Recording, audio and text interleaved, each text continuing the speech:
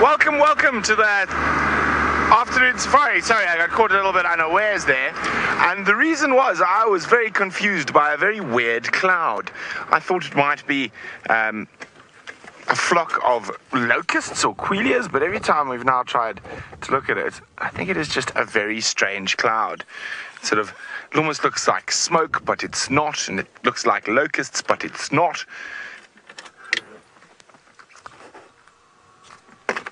And, well, as I said, we're all on our own at the moment. Jamie's had a horrible day. Her vehicle broke down way down south, and then the radios on the other vehicle weren't working, so hopefully she will be joining us a little bit later.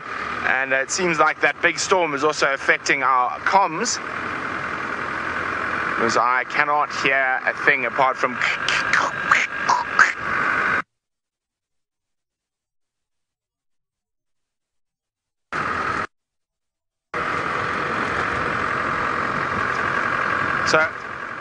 So I'm making my way back from the border.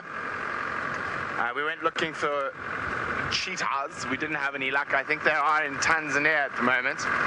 So now I'm slowly trying to make my way back towards the north, but at the same time I'm really trying to avoid getting wet.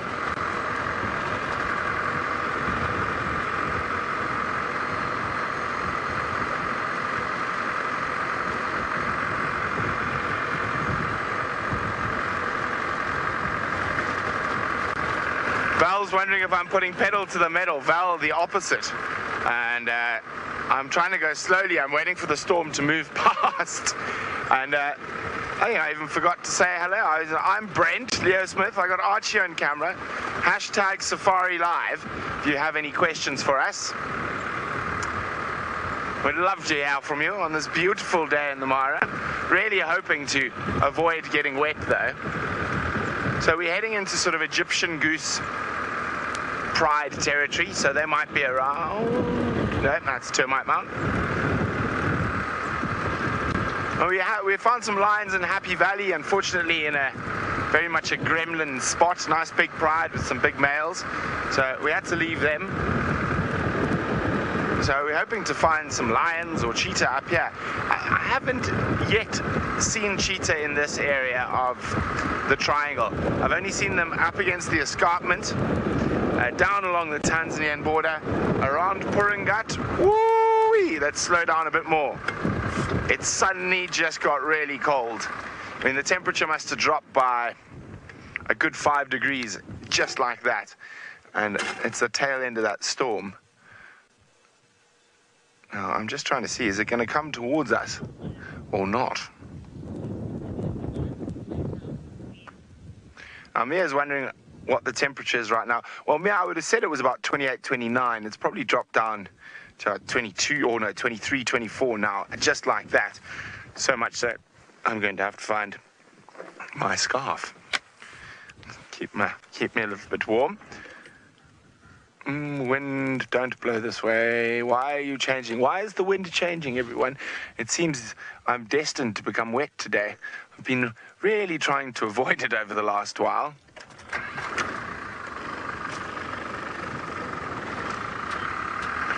Okay, so there we go. The comms are breaking up badly again. I think it's a lot to do with that storm. So I know I heard Brad, and that's about it.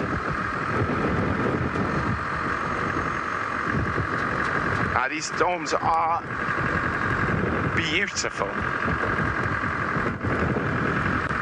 Oh, Brad's wondering what causes more havoc on the plains, the wind or the rain. I'd say definitely the rain. Wind, if you're in a forest, causes lots of havoc. Lots of big branches fall off big trees. But out here, the wind is something that's unpleasant, but you can deal with it. The rain, however, turns the Mara into mush. And it's very easy to get stuck, like Jamie and Taylor. And so far, touch wood, I've only been stuck in a car that's four-wheel drive, doesn't work, so that wasn't my fault. But yeah, I think the current queen of the Marshmallow Club, now the Marshmallow Club is for the people who get stuck, is Taylor McCurdy, is still the current queen. And I'm sure she's back in a day or two, back on drive, and I think she's probably going to maybe double or triple her crown with the amount of rain we've been having. I think Taylor's going to be the next one to get stuck again.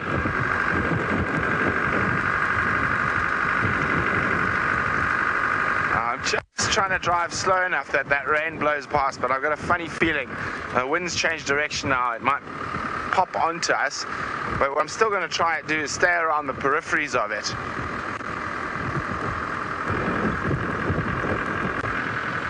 Oh, there's rain everywhere today.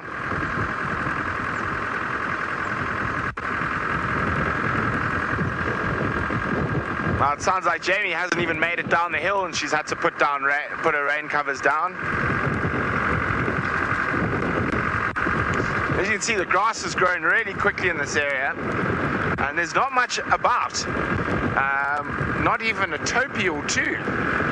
So very, very quiet in this area at the moment, but you never know what's around the next corner. I've found the Egyptian goose pride under these trees up on this ridge quite a few times. So we're going to stop and have a look there now.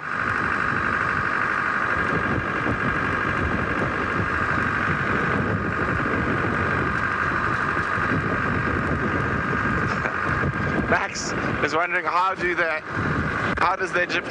the Egyptian goose pride get its name?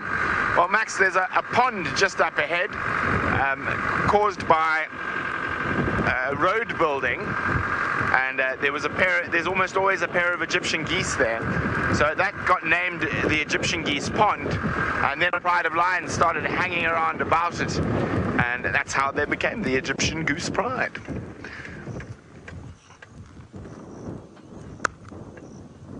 So I'm just looking in my binoculars under those big trees, and there are no lions today, unfortunately.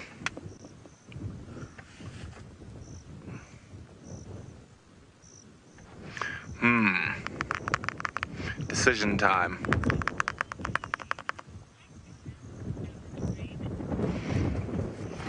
Hussein's wondering how often does it rain at the Mara? Well, at the moment, nearly every single day. Probably about 5 days of the week, but as you can see, it's quite localized in certain areas. So it all depends where you are. Now, I can see a bird that actually loves the strong winds that come before the rain, and it uses those winds to catch insects. I'm going to see if we can get a bit closer to it now. I just love the way they fly.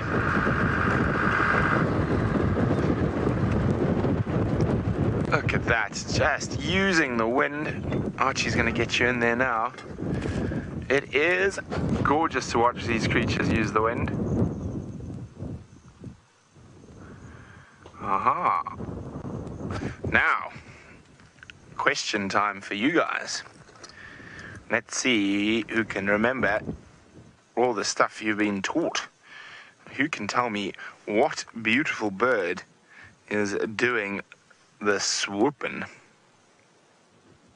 Hashtag Safari Live if you know the answer.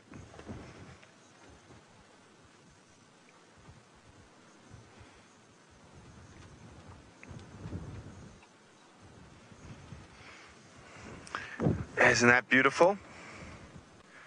Look at it riding the wind. So looking for any insects that get disturbed, or even if it spots small rodents or lizards in the grass, it'll dive down. But they do feed on insects. Oh, it escaped. The wind took it. Just a little bit to the left there. Where's he now? There he is. And you can see there's more rain further south. That's where we were a bit earlier. Managed to get out of there.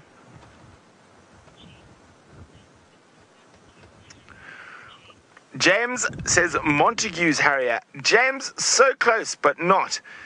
It is not a Montague's Harrier. So the two Harrier species we get here are very, very similar.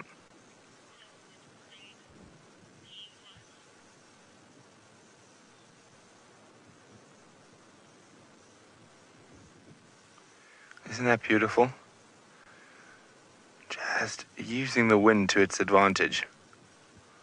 As I said, James, you're very close with the Montagu's Harrier, and it is quite difficult to discern between the pallid and the Montagu's Harrier. But what you're looking for, when you're looking for in flight, is how's that there, Arch? Is that good? With the male,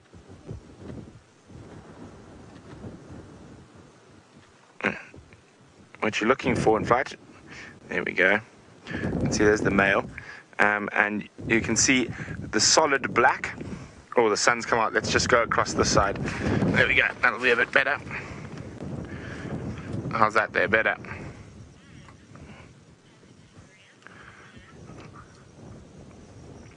Okay, so as I said, with the pallid Harrier, what you're looking for is the solid black on the end. And Montagu's doesn't have that. And there's the Montague. See, it's got a lot more black. And also those little black stripes in the middle, and also I don't have a good picture. There we go. The underneath of the pallid Harrier has no streaks. So that was a pallid Harrier male. So you see there's a male Montagu's. You see all the red and little streaks on the chest, but there with a male pallid, absolutely nothing on the chest. There we go. Well, that was a nice one while we tried to wait for the rain to depart past us. Oh, it's still down there, flying about.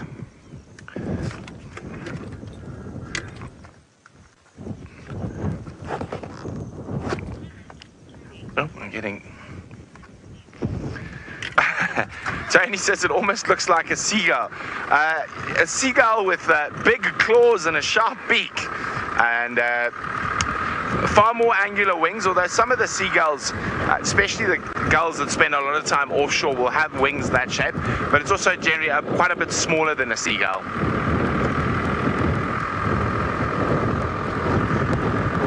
So do you think we've wasted enough time in this area to be able to sneak around the side of the rain? Oh dear. I'm not sure yet. I'm not sure. As I said, what often happens here as well is that rain hits the escarpment, and because there's a whole sort of big water-bound ecosystem, as in Lake Victoria, not about 60-70 kilometers from here, so quite often there's a pressure system coming from Victoria which is creating its own sort of microclimate that'll push this rain back down onto the valley floor away from the escarpment. Let's hope it's not one of those, or if it is, we can zoot past it before it pushes back in this direction.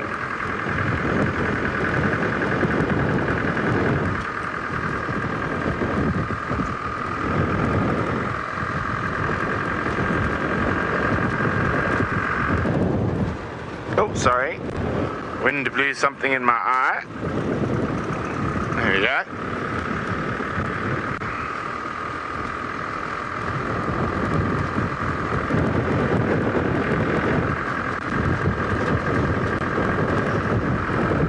Now it seems like Jamie's made it back down to the valley floor.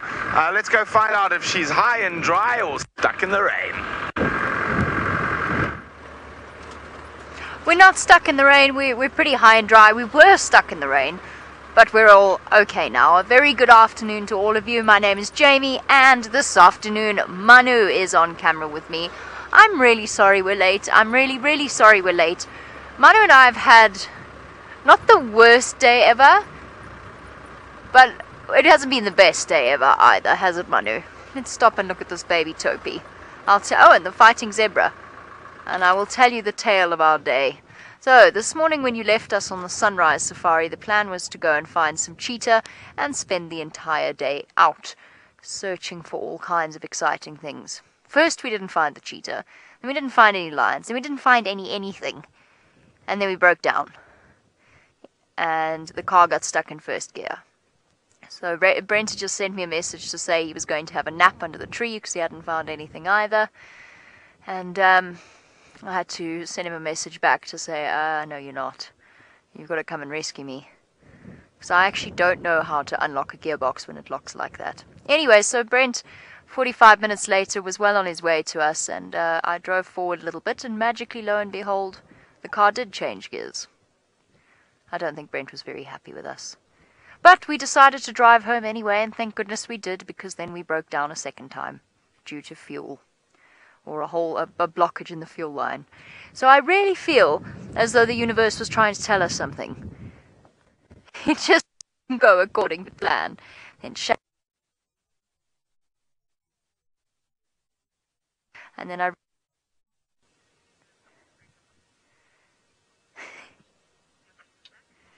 I'm sorry, today is not our day.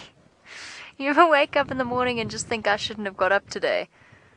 That's the way our day is going. Long story short, we're up, we're running. I'm back in Mila, my baby, because Paka does not like me. That's the car that we've been driving. I'm quite convinced. Amazing how big that little topi's got in the last few months. Let's go and find some lions, shall we? Manu, will that make everything better? So much better. Let us go and find some lions. I won't be able to do that either, you know. It's just one of those days. And I knocked my head about 5 times putting the rain covers down and back up. But I'm back in Mila.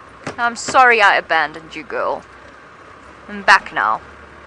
Promise you it's not because I like Paka better. Scott's gonna be so offended. I'm being so rude about his car. But Scotty's not here. Mila, I promise to never leave you ever again. Unless you break down. In which case I will heartlessly abandon you. Like that VW. I thought about doing that to Paka at one point today. Between her key not turning and... Anyway, it's all part and parcel of good days and bad days. And don't forget to send through your questions on #SafariLive on Twitter. We would love to hear from you. Tell me where all the cats are. I only managed to find one lion today. And it was very far away. Very, very far away. So if you could just tell me where everything is, that'd be great. Okay. Right, so while I scurry along in search of something to uplift our spirits, Brent has found a bird that is definitely uplifting in looks.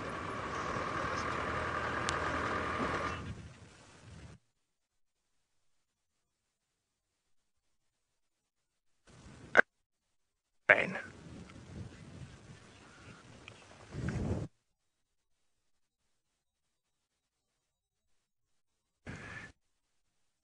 I stopped here. Never mind. I'm still here. All is well, don't you fret. Brent is gone, but I'm still here. I mean, he's not gone forever. He just vanished. Vanished. Signal vanished. There was a certain inevitability to that.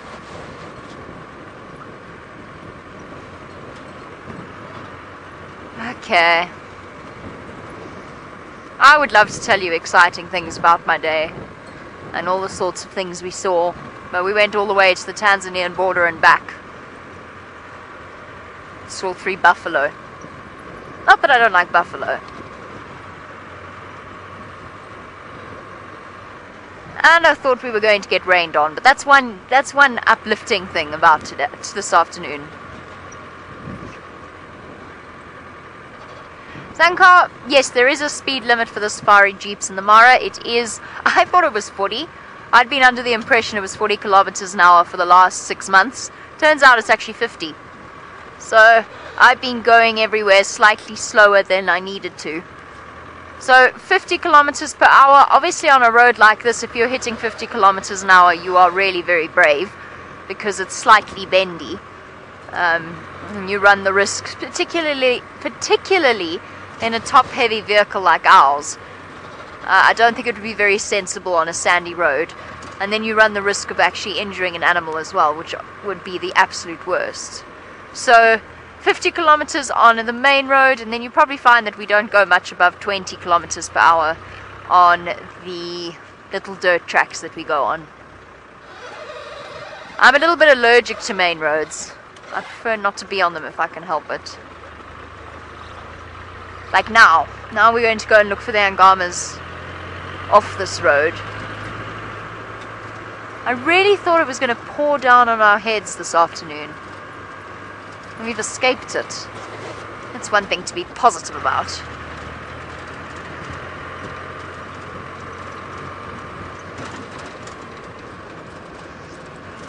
Hussein, yes, there are indeed dik-diks in the Mara. There's a pair that lives right outside our camp. They're very shy little birds flying in front of me. They're very shy little antelopes, so you hardly ever see them. But we do occasionally, as we drive through towards camp, particularly at night, I often see them hanging out under the bushes near the shamba, which is basically a vegetable garden. So we do get dik-diks. You're less likely to find them down here, but you will still find them. Where the vegetation is thick, where they can hide away. They're quite secretive little antelope. Very strange looking creatures, dik-diks. They've got funny, almost rodent-like faces. Long, snuffly noses. They're definitely adorable. It's very, very small antelope, for those of you that are wondering what a dik-dik looks like. There we go. Hopefully this lot are in a better mood. Every elephant herd I've stopped at today has looked at me askance. I was starting to take it personally, but then Brent said he got charged as well today. I don't know what it is in the air, but the animals were not feeling sociable this morning. These guys seem perfectly relaxed though. It felt like every single herd I stopped at this afternoon, or this morning I mean, was giving me the side eye. Very clearly uncomfortable in our presence, and I don't know why that would be. I wonder just how interconnected the communications are between herds. Because if it was just one herd or two herds next to each other, I could have understood. But it was every herd within a 3-kilometer radius was unhappy. And the buffalo as well. I don't know if it was the mist or the strange weather, or if there's some kind of drop in pressure that perhaps is sending storms our way and making the animals uncomfortable. I don't know what it was. But there was something unsettled about their behavior. Which of course is why it goes to show you never take for granted that the elephant you saw yesterday is going to be in the same mood as it is today. But these lovely ladies around this area are always calm.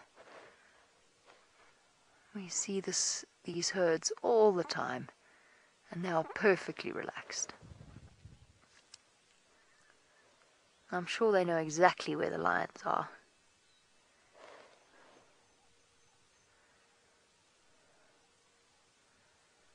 Can you hear the lesser striped swallows?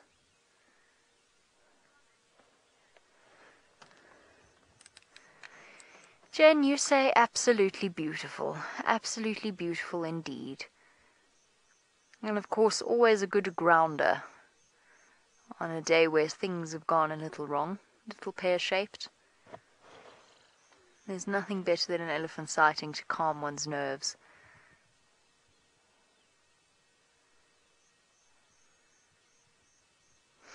We actually talked about it this morning, what it is about elephants that people find so therapeutic. And I think I agree with quite a few viewers who said it's the deliberateness of their movements. Slow, patient, unhurried.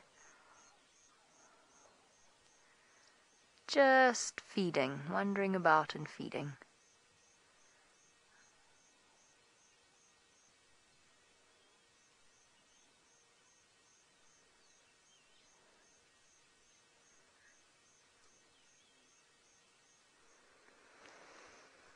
TA? No, you cannot tell the age of an elephant by its tusks unless you're talking about quite a young elephant. And even then, it's better to gauge on size rather than on tusk size. And the reason for that is simply, you know how human beings' fingernails grow at different lengths? Or perhaps a better example would be how children lose their teeth and grow their permanent teeth at different ages. Well, an elephant's tusks are unique to that particular elephant. They don't grow at the same rate or at a set rate. They don't reach a certain length at a certain period of time. Some elephants wear down their tusks faster than others. So essentially, you can't actually look at a tusk and tell how old an elephant is. They often break their tusks off or wear them down. Obviously, there is a general trend towards longer tusks, meaning an older animal. But in this case, this particular elephant has quite short tusks. Well, that's quite a young elephant, you can see by the size. But this particular elephant has quite short tusks, but he, and it is a he, he's not all that young. He's over 20, certainly. So it's difficult to tell. The trick is to look at the indentations around the temporal regions. So just, they see those sort of hollow above the eye and in front of the ear. And those get more and more pronounced the older an elephant gets. The best way, of course, would be to look at its teeth and to work out what stage of growth they're in. There's a couple of other indicators. Must cycles, behavior, all sorts of things like that. But ultimately, aging elephants is actually quite a difficult task, at least on face value. Laura, you say or ask, since they are so large, does the earth shake at all when they walk past? No, but it does when they run. If they stampede all at the same time, then it does. And yes, probably they do move the earth slightly.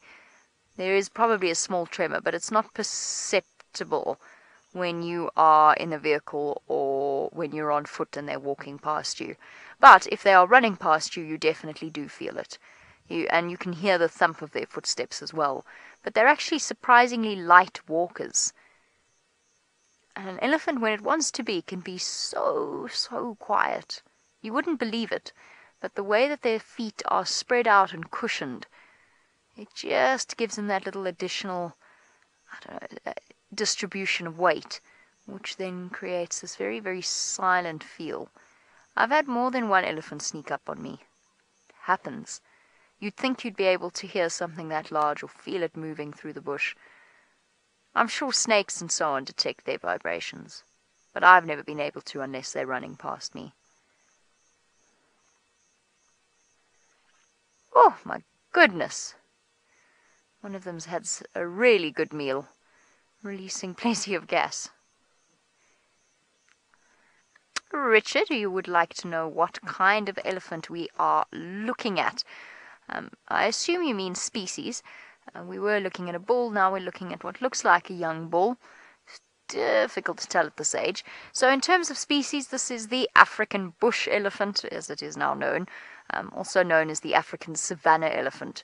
So different species to the African forest elephant and different to the Asian elephant. Big difference, of course, the very, very obvious difference within the two instantly recognizable species of elephants is the size of the ears. Asian elephants have very, very tiny ears when compared to those of the African elephant. African elephants, also both forest and savanna or bush elephants, have very, very wrinkly skin. And both the ears and the wrinkly skin have to do with the fact that they have evolved and live in areas with higher average temperatures than the Asian elephant.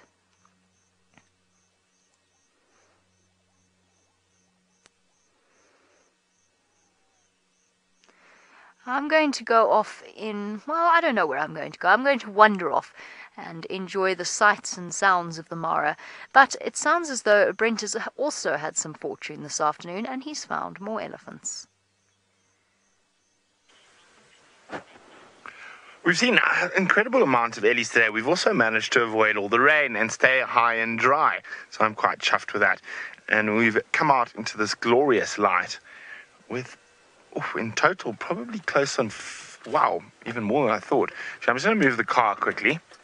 I'm going to try to count how many ellies we've got here. And they're quite spread out.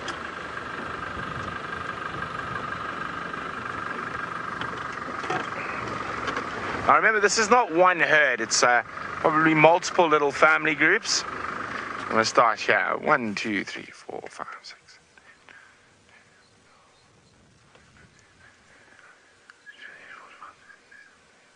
30, 31, 32, 33, 34, 35, 36, 37, 38, 39, 40, 41, 42, 43, 44, 45, 46, 47, 48, 49, 50, 51, 52, 53.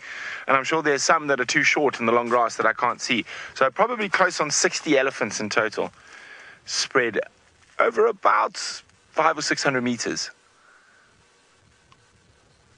I'm not even counting the ones that I can see in the distance. So I reckon, I can probably see close to 100 elephants in total, if I count the ones in the distance.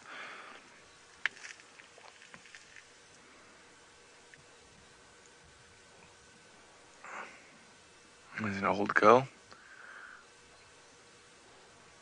Yeah, see what I mean? I'm sure I missed a few little ones that were grass height or lower.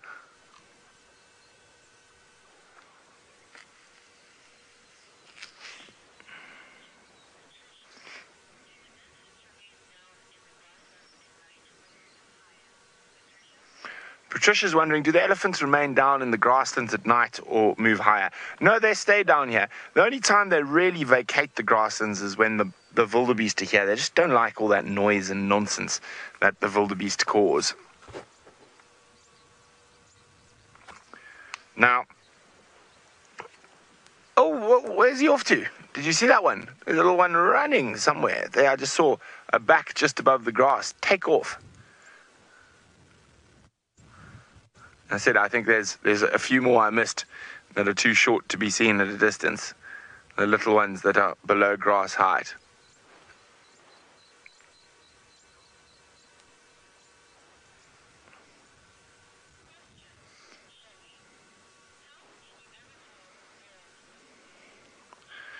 Now, if you go to the left a little bit, Arch, there's a little one there in front of, there we go, back right a bit. Here we go, that's the one I saw charging about. Now, Shelley is wondering how to tell the males from the females. Well, with adult males, it's very, very easy. The bulls are just that much bigger. But when they're young, you want to look for their head shape. And an elephant cow has quite a sharp head. And generally the tusks are also quite thin, where there's an elephant bull. Okay, Arch, let's go. This female, the old female walking to the left. She's walking nicely side on to us. A little bit more. That one there. Now, you see, talking about that angular shape to the head. It's almost like a very sharp corner at the top of her head. That's very diagnostic of a cow. Now, let's try find a young bull, because they're not going to be any old bulls, or unless there was a female in estrus, but I can't see any old bulls. There we go, there's one right here. And also, this closest elephant to us is a young bull. You know, see his tusks also quite a lot thicker, even though he is physically quite a bit smaller still, and he's got a much more rounded head, and a very big head, probably similar size to the females, even though he's a lot smaller, but a much more rounded head.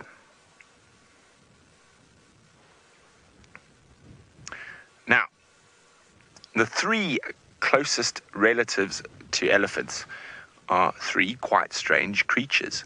So one is a hyrax, which is almost like a little cross between a rabbit and I don't even know what else.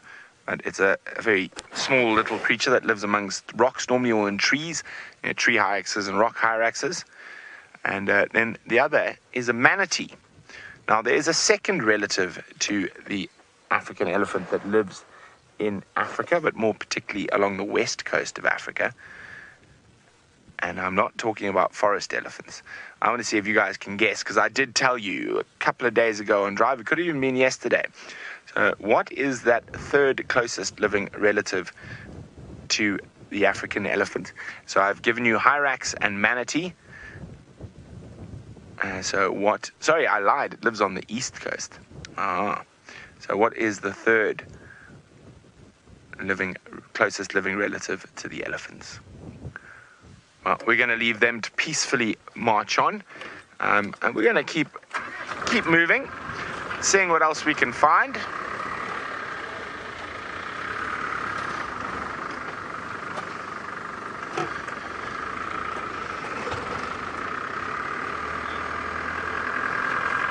Mary is wondering, are all the different families we've just seen related? Probably not all of them related.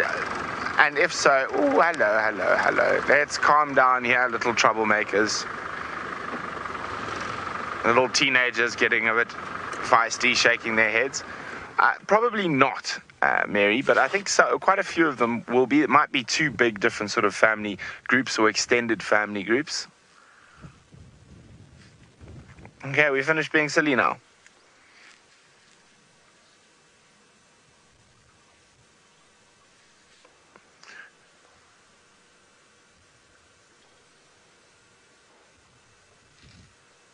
Oh, there's a big old female right next to us here, to the right a bit.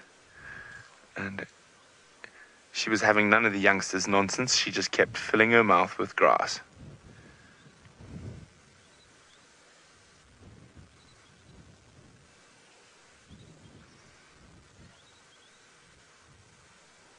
A beautiful old lady. Sorry, Arch, back to the left there. There's a tiny little one and an elephant who's decided to, it's setting a new fashion trend. Not eating the grass, but putting the grass on its back. Hello, little one.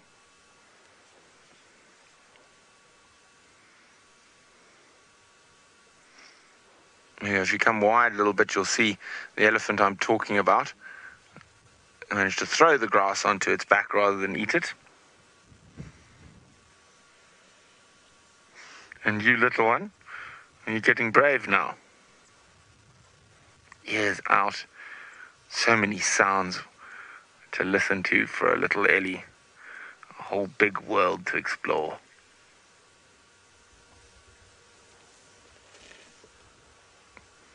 Sticking close to the older cousins.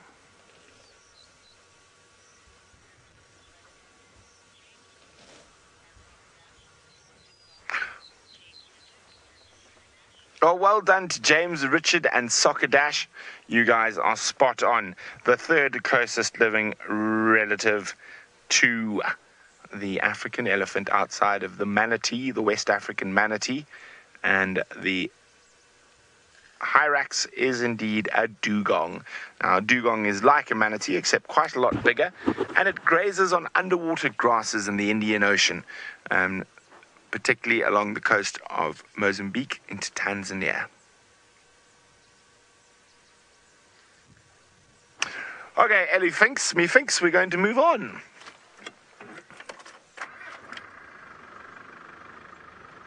Bye, guys.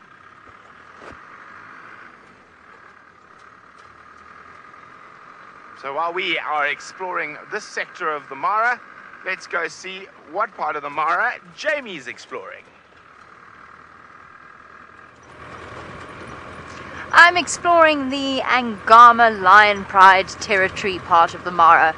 So between the escarpment and the Samaki swamp is where we usually find them, and that's where we are. And equilibrium is now properly re-established. We're not rushing anywhere. The panic of the afternoon is over. All is well. We've had some elephants. Maybe we'll find some rhino as we go along. Nowhere to rush to.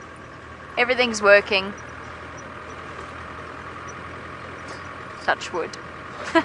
Probably shouldn't have said that before the day's over, hey?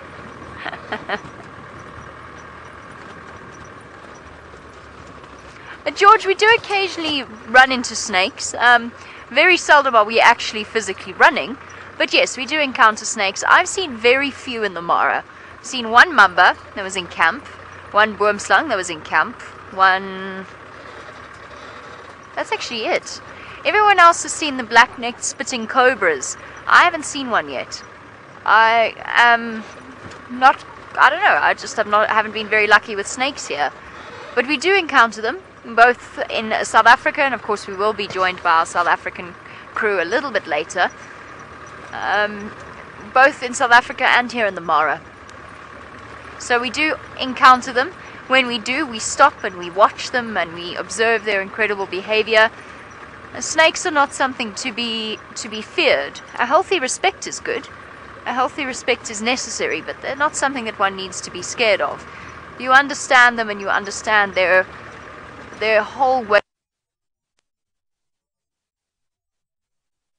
of fighting at all.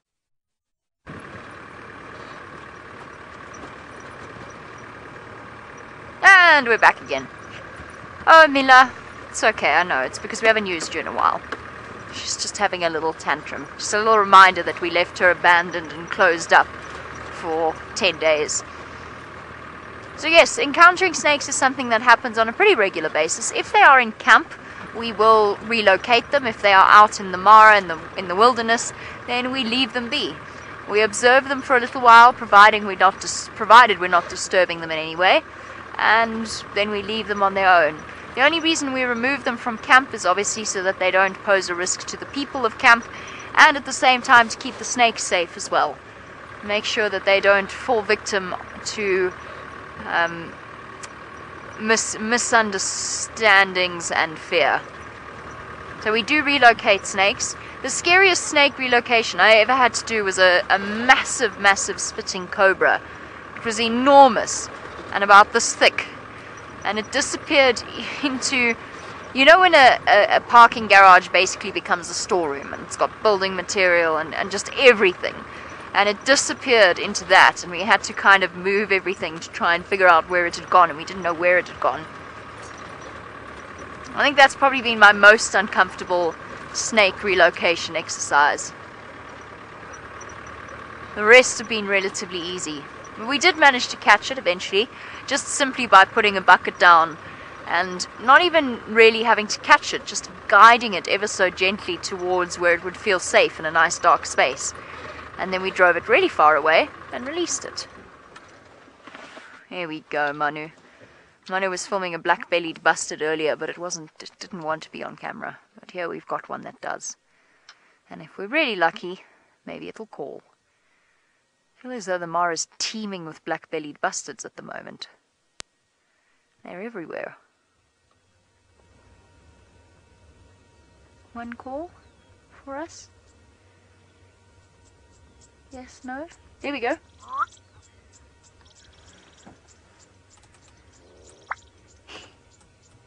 It's the best. It's the best call, or at least one of the best bird calls.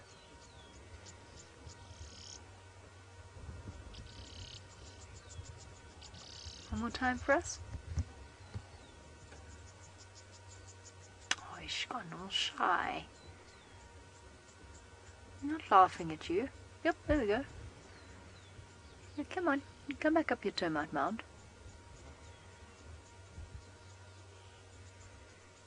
They are innately comic, somehow. I think it's the way that they walk.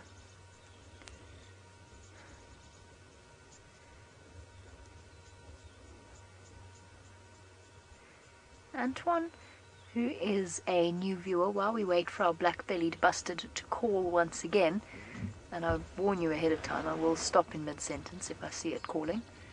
Now, you want to know how close we get to the animals in the open jeep.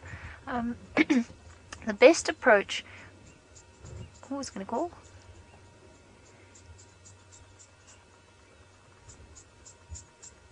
Not really thought about it there. Sorry, hold that thought. Okay, so essentially...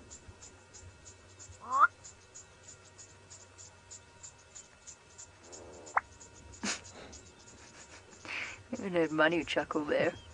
It is funny to watch. So the best approach in terms of approaching animals is to remember that they have a certain, let's call it a radius around them, and that is their personal space, that is their comfort zone.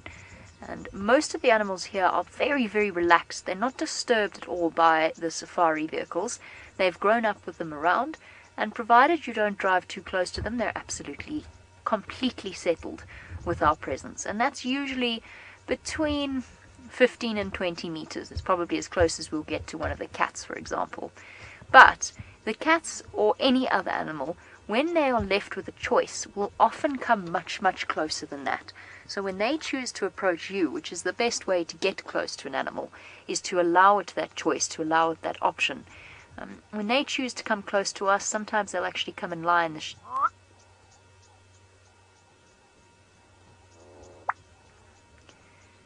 like some kind of bizarre punctuation. They will often come and lie in the shade of our vehicle. Sometimes they'll walk within less than a meter, to the point that if we were to reach out and touch them, which we would never ever do, we probably could. And of course we're always watching and reading and assessing their body language to make sure that they're not in any way threatened by us. Sometimes you have to move out of their way, especially where elephants are concerned. There's a situation where they want to go in one direction and you're blocking them, and it's entirely up to us to make sure we don't unsettle them in any way. But the animals often get really close to us, and that is a privilege that we get to enjoy, and a privilege that we work very, very hard not to abuse. There is a line, though. Each person has a different line, but mine is they're not allowed to touch the vehicle. They know that we have personal space.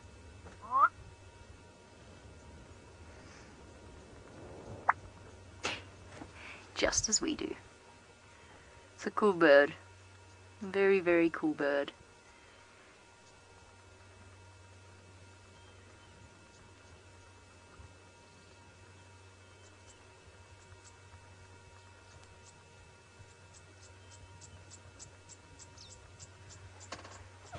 James, probably. I'm not 100% sure. So James's question is, how does the rain, especially here in the Mara, which obviously has a very, very high average annual rainfall, how does the rain affect the birds that nest on the ground? Do they have a higher turnover rate than, say, the birds that nest above the ground? And probably yes, you are correct, because when the rain does come down, and it really does come down, there's times where even up on the top of a crest where the soils are hard and sandy, the water still gathers, and you're left with about an inch or so of water above the surface of the soil. You'll probably find, though, that the parents will go and protect their eggs. They probably know instinctively when the rain is coming. In which case they'll probably go and they'll shelter and incubate their eggs and protect them in as much as they can. But I guess there might be a higher turnover rate. I'm honestly not sure, and I'm not sure what level of... I'm sure somebody somewhere has thought of studying that.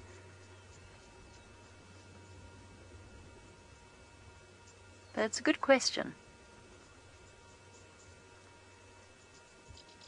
I suspect that the adults will go and protect them.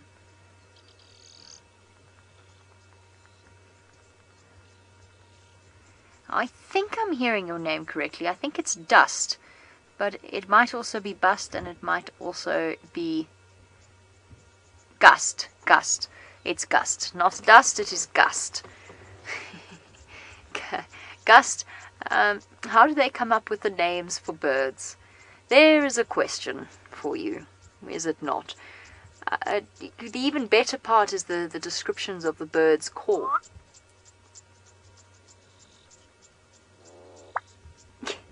So, there is a little bit of controversy when it comes to naming birds, and there's been a huge effort in recent years to try and standardize bird names throughout the world. So, for example, there are certain East African names that are different to the names that Southern African birds, even though they are the same species. Mayer's parrots, for example, are brown parrots here. So there are differences, and there's been much attempt to standardize the names, but as you can imagine, it becomes something of a political debate between twitchers and ornithologists and so on as to how they name them. And often there's not an agreement reached because, but we want to call it the brown parrot, no, but we want to call it the Mayer's parrot, well, Mayer's doesn't mean anything to us, and so on and so forth. But there is a huge effort to standardize the names. A lot of the time, the defining feature of the animal is what gives it its name. So, for example, the black belly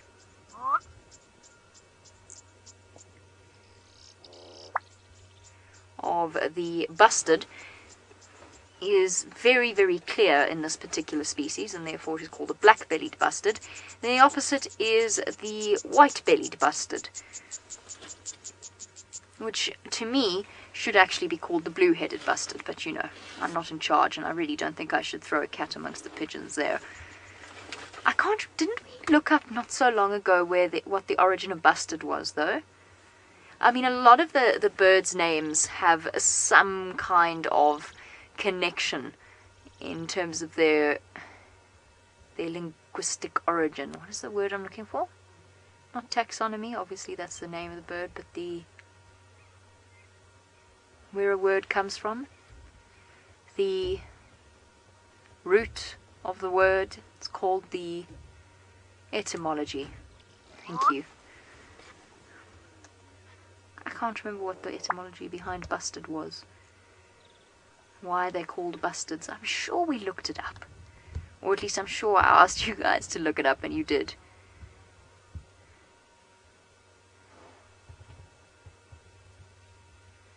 Oh, I can't remember where the name comes from.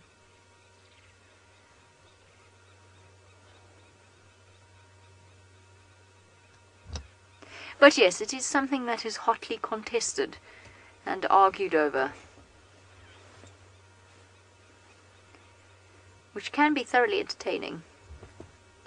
Apparently Brent doesn't know the etymology of busted. I should know the etymology of busted. I'm sure that we looked it up.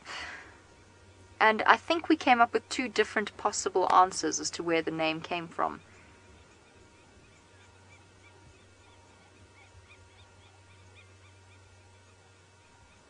It must have been French. Bistard or something like that. Forgive me, I'm not French. Please don't get cross with me. Richard, do any of the birds fly here to the United Kingdom? Barn swallows?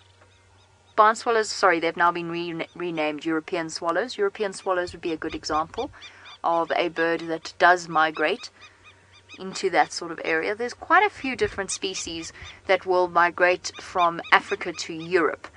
Not necessarily to the United Kingdom, but to Europe. White storks would be a good example. They will go from one side of the continent to the other. Wahlberg's eagles, European bee-eaters, European rollers, steppe eagles and steppe buzzards, of course, all the way towards the steppes of Russia. So there are quite a few migrant species that will move between the 2 continents.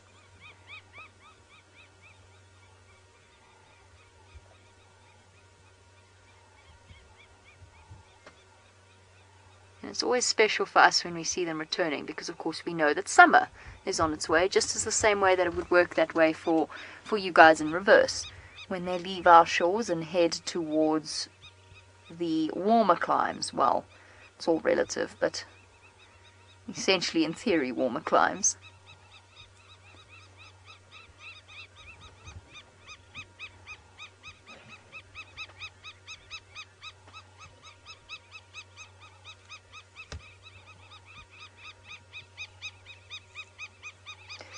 Right, so Brent, having access to Google, has has looked up the meaning of, or the origin of the word busted, coming from the French word bistarde. Please, I don't know how to pronounce it. I was useless at French.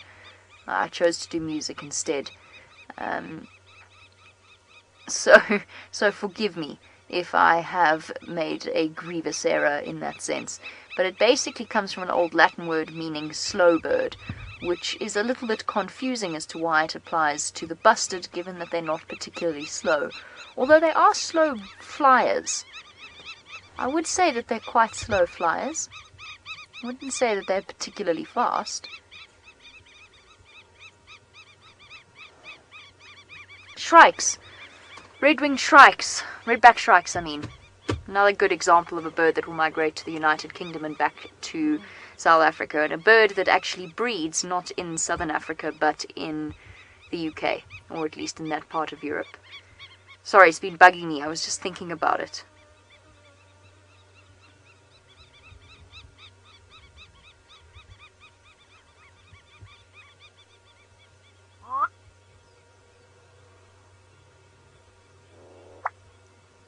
Cuckoos, red-chested, not red-chested cuckoo, but the cuckoos, the European cuckoo would be another good example.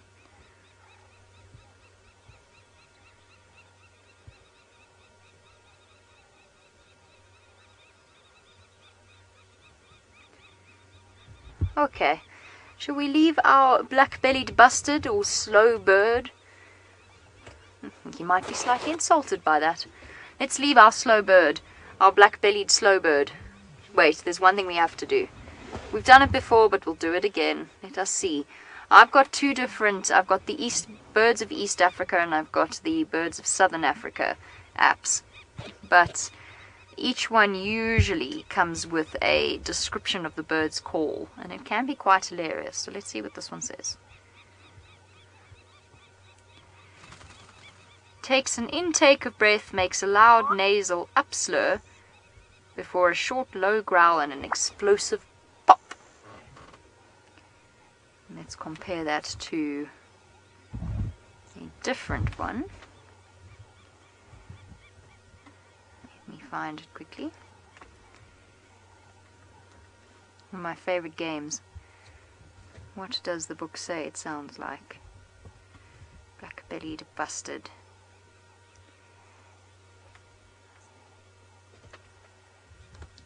Identification, distribution, habitat, foraging, food, breeding. Oh, doesn't have the full description of the call. How disappointing. Oh, there we go. A loud frog-like quark, followed by queek, like a cork popping out of a bottle.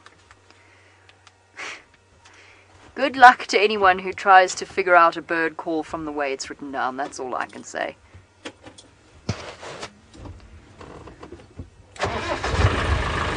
Onwards! Onwards to find the lions.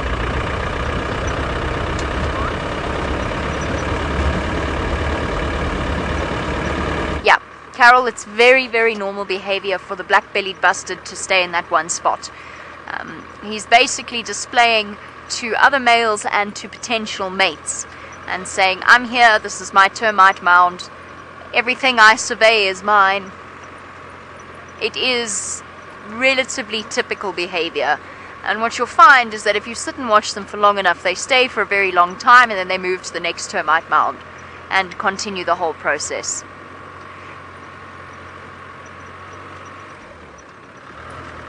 Okay, on the search goes for the Angama lions. I'm not sure where Brent is and I'm not sure what his plans are, but I'm sure he's eager to tell you.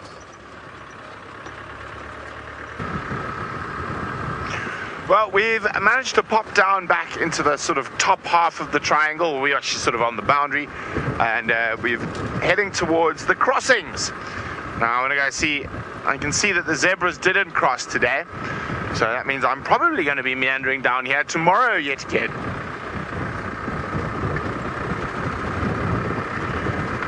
And also see if the Paradise Pride is still lying up on the same place on the other side of the river.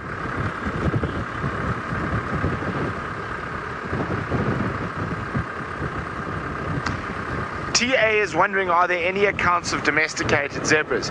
Now, the place where zebras would, or people tried to domesticate them the most was in southern Africa, and in particular when the tsetse flies were still rife in the low veldt of South Africa where Djuma is. There used to be tsetse flies, and they caused sleeping sickness, and that really affected particularly pack animals. Oxen, horses, donkeys would often not survive the trip down into the low veldt.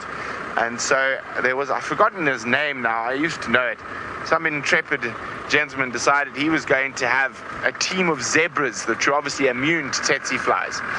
Now, he managed to, after a lot of trial and error, get a team of zebras, but they didn't last very long.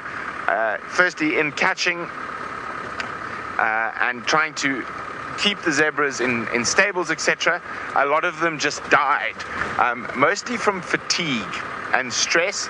Now, zebras are, unlike horses and donkeys, who have been selectively bred by human beings to have strength and stamina while carrying a weight, zebras don't have. So it was an attempt, but a failed one. I think they only did one trip into the low veldt before all his zebras died, and he gave up after that. Have a quick look down here. I was telling you, I've never seen a crossing at this crossing. I want to see if there are any big crocs down here. I'm used to seeing lots of crocs higher up, so no. just hippos that I can see at the moment. Hippos upstream, hippos downstream.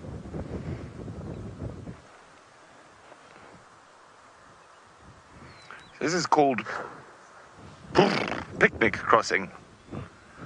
It's because the Serena Bush Breakfast site's just below us.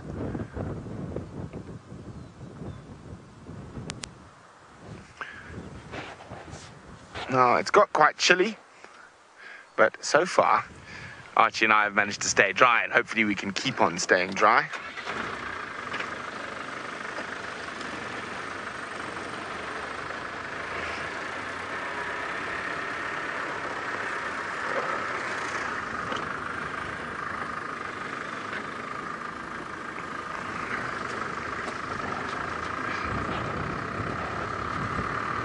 Hi, Melanie. Melanie is wondering, is it true that tsetse flies are attracted to the colors black and blue, and you should not wear those colors? It is very true, Melanie. Very, very true.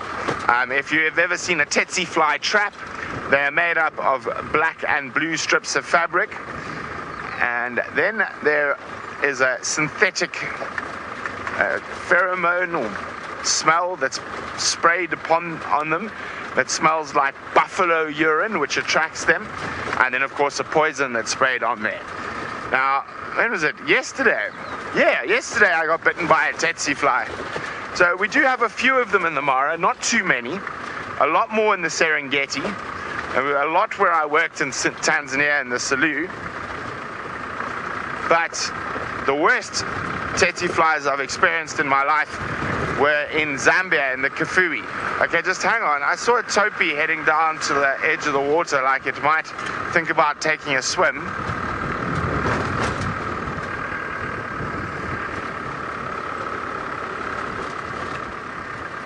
Are you going to leap into the water, Topi? Or you are just checking out the riverine vegetation?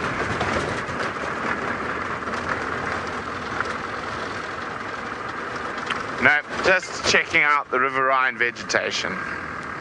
Got excited there for a second. There you go, the topi. They didn't actually go down. They were standing on one of the sheer banks.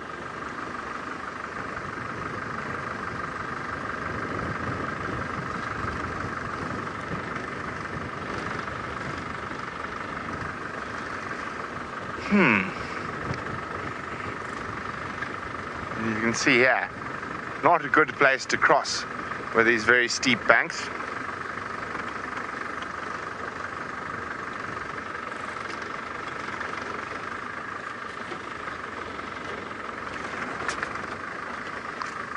So I wouldn't think it's a very good place to cross in general, just because they do cross, animals do cross here, but it is quite deep.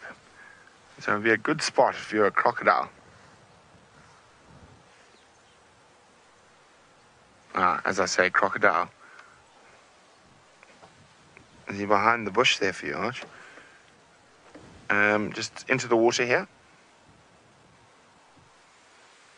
Is he directly behind that bush? Oh dear. A little bit to the left, left. You'll see him through the trees. There. Left more. Behind that. Wait. No, the tiny gap. Come back to the left. Okay, I'm going to show you with my finger. There. That is a crocodile there. Back behind the bush. There we go. Just in case the topi if they were thinking about committing suicide. Okay, well, it sounds like Jamie's got a long-legged bird. This is amazing. I have never seen anything like this ever before in my entire time in the wilderness. There's a secretary bird on the right and a ground hornbill on the left, and the ground hornbill just attacked the secretary bird. It's totally, totally surreal. And unfortunately, they've flown quite far away from us, and the camera's having a little problem with focusing. At a certain distance, look! It's going for it again. Is it going to chase it again? Or maybe not. There's a heron at the back as well. I promise you this hornbill just chased the secretary bird all the way down towards the elephants. I wonder if they've got a nest somewhere around here, or what the reason was behind that. I would never ever have predicted that. Ground hornbill chasing secretary bird. That's crazy. Really, really, really cool. That's just sort of a completely unexpected sighting. I wonder if it's going to happen again. I don't know where the secretary bird's gone now. Did it go behind? It's right there. It's the heron wandering about. Oh, it's such a pity. But this camera does have a problem with its zoom every now and again. Crazy. They seem to have reached a sort of a truce.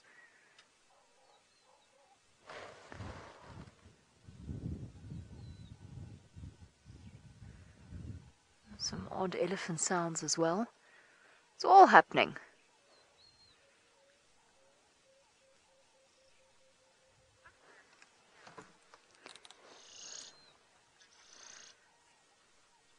Jeff, it was one thing that I was thinking about was if it could be that the bird was trying to protect her eggs. We've got a collection of 4 ground hornbill here. I can only see 1 at the moment, but there were 4 around. But it is possible, it is breeding season now for ground hornbills, and it is possible to see a family group like this because, Jeff, because there's a juvenile. That one is just about over 2 years old, I would say. It's almost at the point where it's past the bright yellow face mask and starting to move towards the red. But hornbill chicks do stay behind, even once they've reached maturity, to help their parents raise the next generation. So it could be that she's got a nest somewhere here. We hear them calling all the time. So it could be. I mean, I've never heard of secretary birds raising... Start that again. I have never heard of secretary birds raiding nests in trees. I've heard of them raiding nests on the ground, but never nests in trees. But maybe a chick, secretary birds can fly. They're birds of prey. A chick in a hole, I guess, could be a potential target for a secretary bird. Secretary birds completely moved off now. Crazy, crazy sighting. That's a first for me. The secretary bird's there. Might also be competition. They are competing for essentially the same resource. Then most of their primary diet will be, for both of them, insect-based.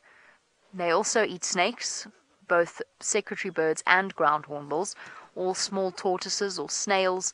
So it could have just been competition over food. Competition for the same resources. It's a good question, though. Oh, look at the little Eddie chasing egrets at the back. Cute. Oh, come, we have to try and get closer. We just have to. Chasing those egrets all over the show.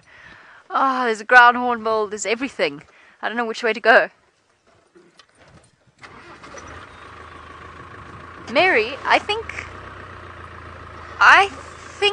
a secretary bird and a ground hornbill would be pretty evenly matched. In terms of bulk, a secretary bird is, I think, lighter than a ground hornbill. Okay, this is such a nice image that I'm hesitant to drive past it. We have to stop and have a look quickly, because this is such a lovely view of a bird that we get to see quite regularly, but we don't always get to see right up close. What is I talking about? Oh, secretary birds and ground hornbills in a fight, 1-on-1. I think a ground hornbill would probably win, just by sheer bulk.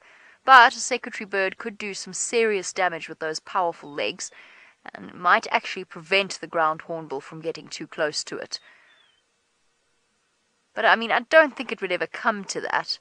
I don't think you'd ever get a fight between a really serious fight between a ground hornbill and a secretary bird. I think one of them would give way, as was the case with the secretary bird now. This chap could not be less concerned. Completely unbothered by the whole scenario. Interesting.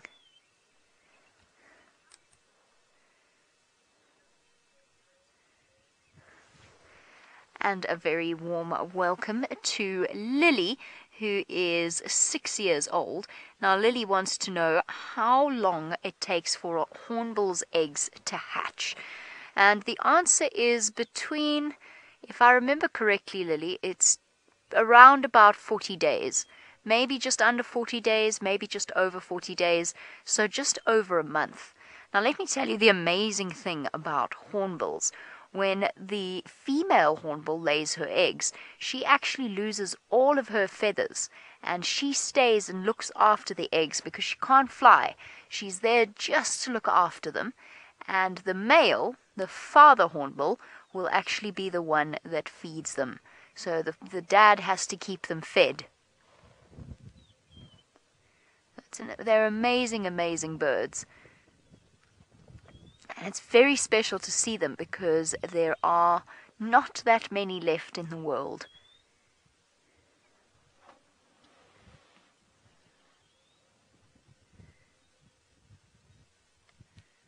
And here's another interesting thing about hornbills. They only ever lay 2 eggs, and only 1 chick will ever hatch.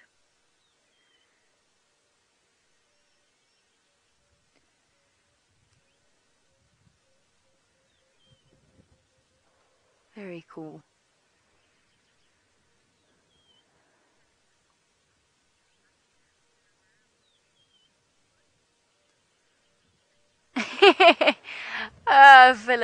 Philip, you remind me of somebody else many, many years ago.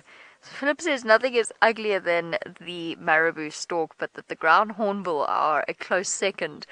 We'll have to beg to differ on that, but many, many years ago, I was working with a research organization, and one of the guys that had come to stay with us for a few weeks was involved in removing, I think I've told the story before of how we used to take the second egg and pass it on to the Mbula Ground Hornbill Project so that it could be hatched, raised, and then released back into the wild.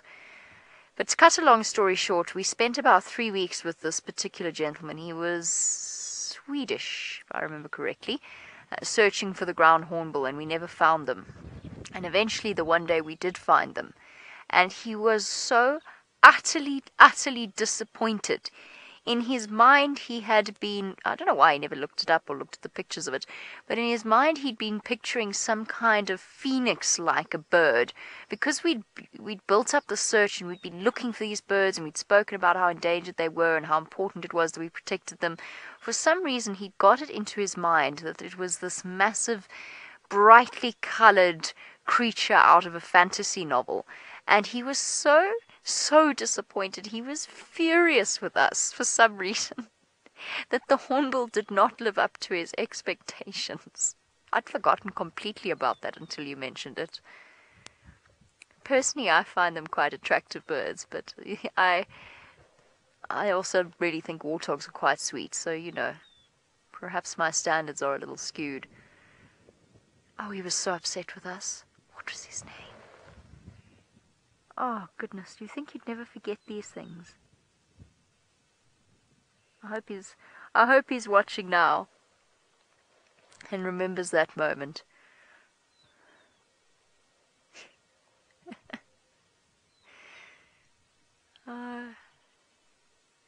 He's so indignant that the bird wasn't what he pictured in his mind. Shame, ground hornbill. I think you're beautiful.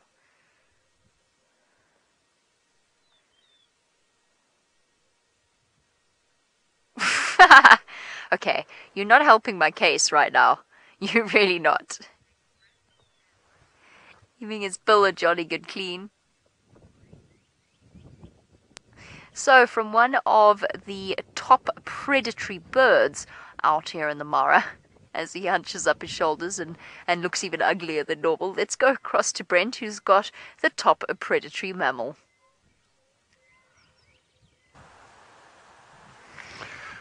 very lazy top predators. Paradise Pride, faster doo-doos, enjoying the cool weather far more than I am, that's for sure. I already got my scarf on, my jacket on, but the lions definitely look to be enjoying that cooler weather. They're on the other side of the Mara River, not far from where we left them many hours ago. But lions are not the only top predator we've got here next to the Mara. There we go. There's some big top predators. The Nile crocodile. And a crocodile of that size is quite capable of eating a lion even.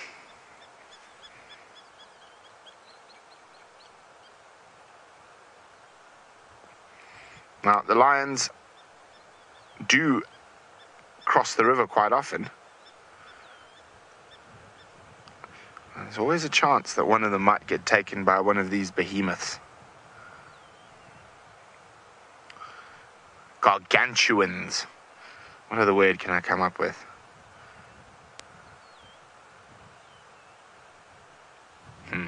I'm at a loss all of a sudden.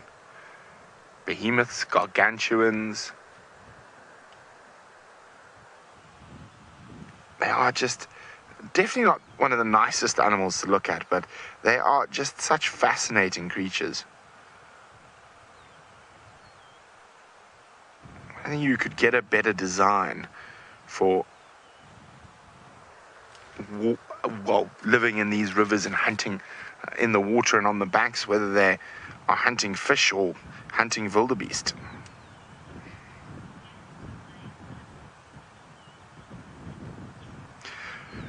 John is wondering, if a lion killed a crocodile, would it eat it? Yes, it would. It would definitely, if it was hungry enough. It would definitely eat the crocodile. Now, crocodiles actually get eaten by lots of different creatures when they're small. Monitor lizards, fish eagles, herons, all eat baby crocodiles. Well, the monitor lizards prefer the eggs, but they will eat a baby crocodile as well.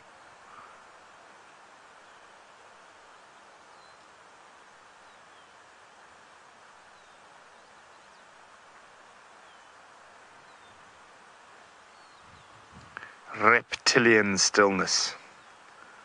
All the patience in the world.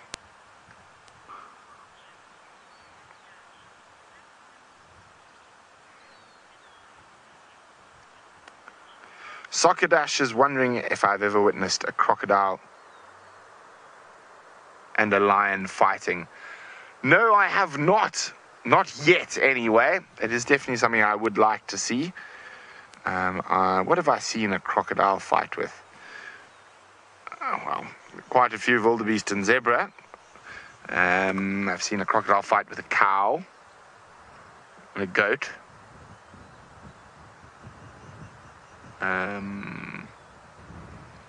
I've seen a crocodile fight with a hippo.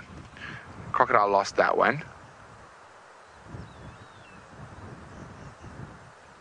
I don't think too much is going to happen here between our apex predators. Both are resting very comfortably. So I think we're just going to meander on to see what else we can find. Now, those herds of zebra we were with this morning, that we were umming and ahhing whether they're going to cross, and then eventually we decided we didn't think they were going to cross at all. And they didn't. They're still here on this side of the river. And we'll go have a look at some of them shortly.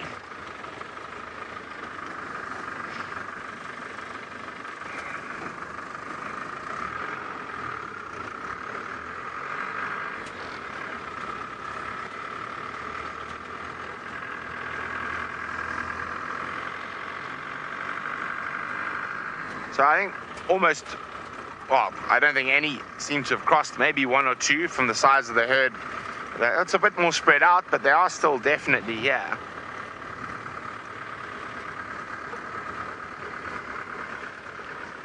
And I think some of them might have just spotted the lions.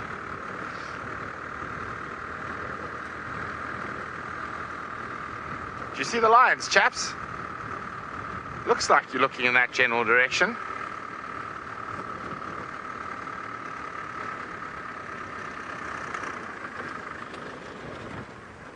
Here we go. There, the zebra.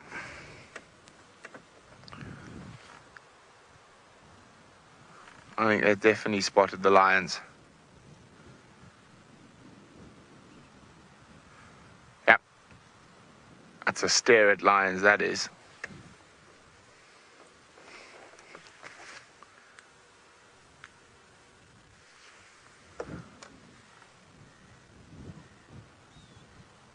No crossing this evening either, I think. Okay, well, we're going to keep moving. We're going to leave our zebras to contemplate the danger of lions and crocodiles while we go to Jamie with a lovely elephant. A lovely elephant to take your mind off the poor zebra contemplating the dangers of lions and crocodiles. And not only elephants, but a really stunning scene of egrets flying in between them. It's a massive, massive flock of them that are, every now and again, one will take off and they all follow. And it's quite beautiful.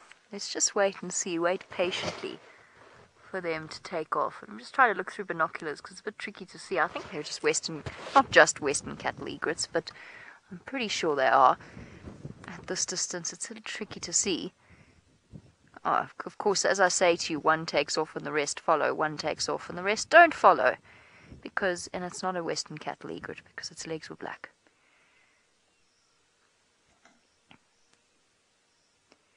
Intermediate egrets, perhaps. Oh, look. There's the baby chasing them again. Come on. Show them how big and scary you are.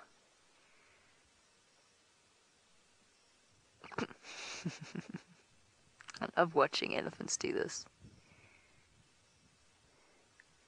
There is a little egret, an intermediate egret, and a greater egret, just for completeness sake, talking about naming birds interesting names.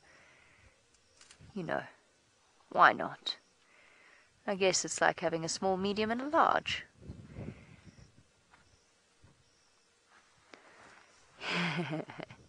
Are you having fun, little one? While all the adults are being very boring and all they're doing is eating. It's up to a young elephant to entertain itself, even if that means chasing them around. Come, there's more this way. If you come to the right, there's more this way. I have to share something that's just been brought to my attention, because I think... upset Elise today. Could hear one calling in the distance. I have to share this with you because I actually think that you'll really appreciate it. So, our cameramen obviously log all interesting sightings with a date, who they were with, which cameraman filmed it, and then a brief description of the content of the clip so that we can find it easily in the future. That's basically my understanding of it. Some of Manu's logging has just been shared with us, and I thought I might share it with all of you. Manu, can I share it with everyone? He says, sure. So, the 1st of the 8th, 2017, James Manu. Croc pats fellow croc on the back, BFFs for life. Next one, crocs having lunch. Zebras massing on banks. Okay, pretty standard. Huge croc being stingy with carcass. Sharing is caring. Huge croc ripping apart zebra carcass _ huge splash. Massive crocodilian swallows huge chunk of carrion _ friend wants a piece. Beautiful, Manu. Comic gold. Thank you for that. Friend croc pats fellow croc on the back. BFFs for life.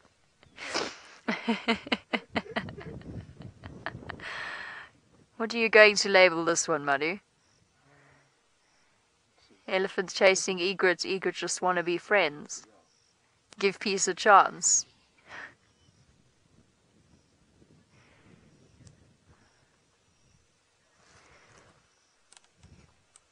Ian, elephants don't go through menopause, so they can continue to give birth throughout their lives right up until their deaths.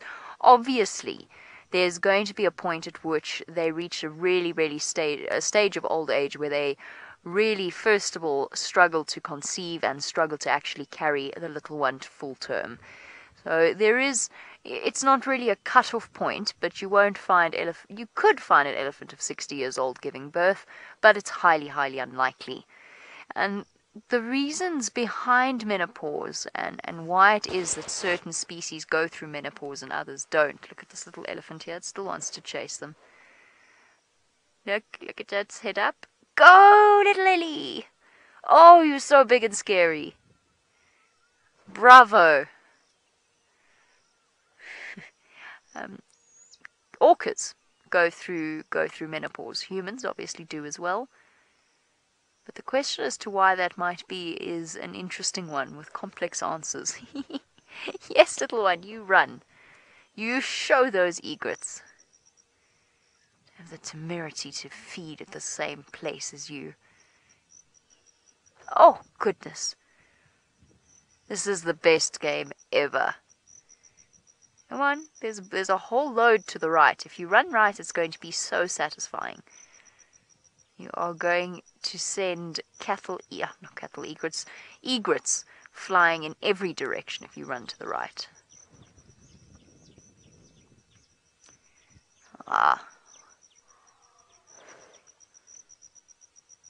Elephants behind me are furious about something.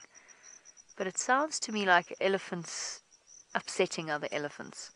But they're doing that Jurassic Park-esque trumpeting sound. I can't see them, otherwise I'd show them to you. Go, go, go! Ah, come on.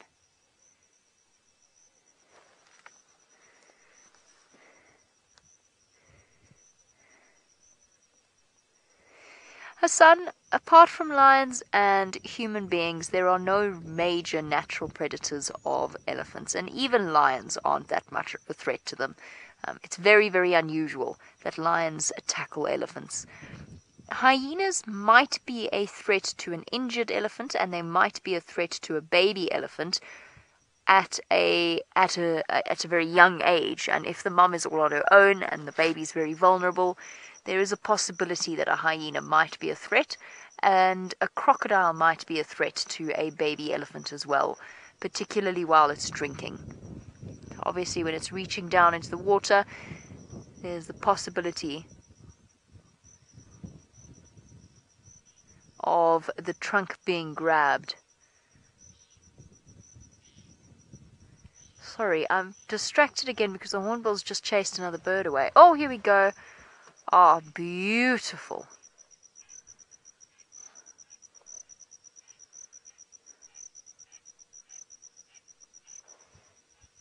Nice, Manu.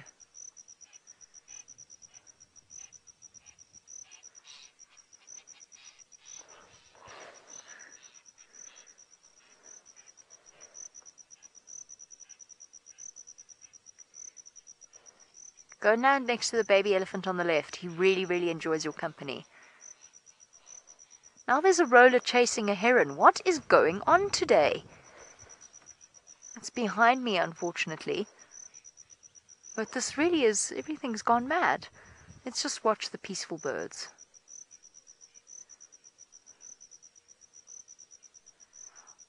Okay. As our birds settle down, I did mention that we'd be joined by our colleagues in South Africa. Off you go now to join Noel with a creature that we are very, very unlikely to see here in the Mara.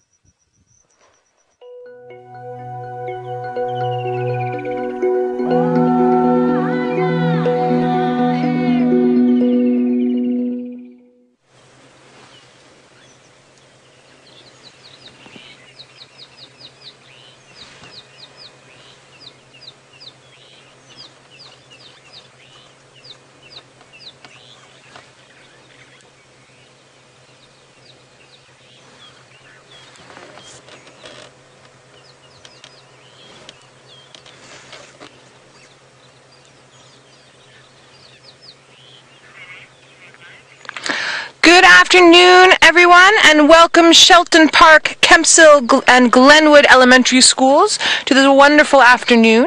We have a spectacular sighting of the very endangered African wild dog, or African painted wolf. I am Noelle, and on camera we have Vildy. Hi, Vildy. And don't forget, we are live, we are interactive, #Safari Live on Twitter or on the YouTube chat. Or kids, you can send your questions through your teachers, and they will let us know what you would like to ask us so we can answer. All right, so African wild dog, the painted wolf. There are less than 3,500 left on the whole continent, which means the whole world. You only find them in Africa, and as far as I know, it's only in sub-Saharan Africa. So that means south of the Sahara Desert, so about 2/3 of the continent, the southern 2/3 of the whole continent. Now, one picked its head up, thank goodness. It's very, very warm this afternoon. It's 29 degrees Celsius, which I believe is 89 degrees Fahrenheit. Nope, 92. I think it's 92. So very warm for us. So they've found a nice little piece of shade. They look like they've got some fat tummies. So possibly ate something either very early this morning, I would guess, maybe. Vildy saw them this morning and they were fat, so I would say early this morning. So they're called painted wolves because of how their fur looks. And now they're not related to domesticated dogs, and their relation to wolves is 3 million years ago. So 3 million years ago, there was a species, and then off of that species came the African wild dog and wolves, and then domesticated dogs far down the line came off of wolves. So if we get them to pop their heads up again a little bit, you're going to notice just how much they actually look like a domesticated dog. Their legs are very similar, their ears are similar, their body shape is similar. There's a head. But that's just because nature perfected their body shape, and they haven't really needed to move along further in the evolutionary chain because it just works so well. Now, they're always in a group like this, in packs. Sometimes the packs are 50 in number, sometimes they're 10. I've seen packs of 3. And they have an alpha male and an alpha female that are in charge. Alice, you're curious to know what do the dogs eat. So a lot of the packs of wild dogs that I've worked with before eat things like kudu, and they eat impala and small zebra, small wildebeest. But with all predators, they have prey species that they prefer over others. So this pack I have only seen twice, and I've only ever seen them lying down like this. I haven't seen them hunting. My guess would be, with the size of the pack and with where they like to move, that it's probably impala and kudu. That would be my guess, my educated guess.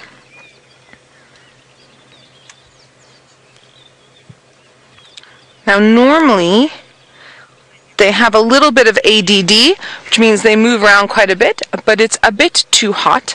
So we're going to sit here and wait for them to move, and we're going to head over to my friend James on the other side of Djuma to see what he wants to show you.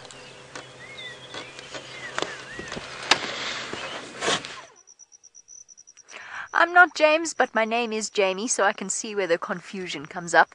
I'll just hold on 1 second. I will introduce myself to the schools joining us this afternoon, but these 2 little elephants are just too adorable to take our eyes off. The one on the left spotted its friend on the right and came running across the grass to say hello.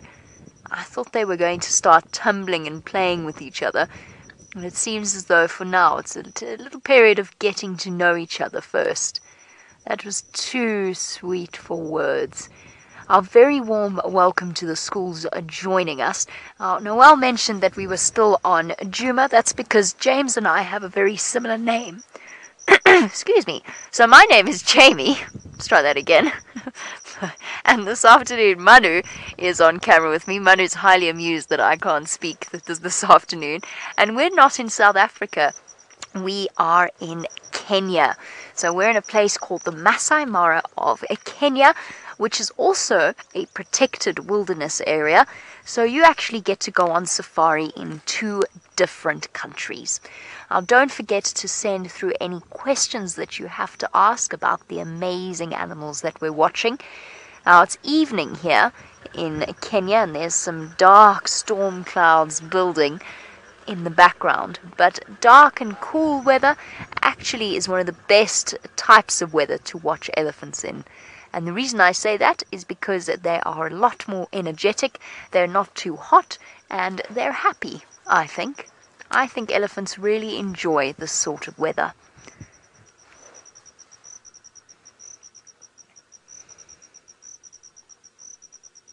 And a very warm welcome to Max. Now, Max, you want to know if elephants will always stay in groups. Almost always. So, females live in a herd, and all of the females together will be related in one herd. So it will be a daughter, or a sister, or a mother, or an aunt, or a female cousin, a niece, anything like that. So all of the female elephants in the herd are related, and they have youngsters with them. So young elephants, both male and female.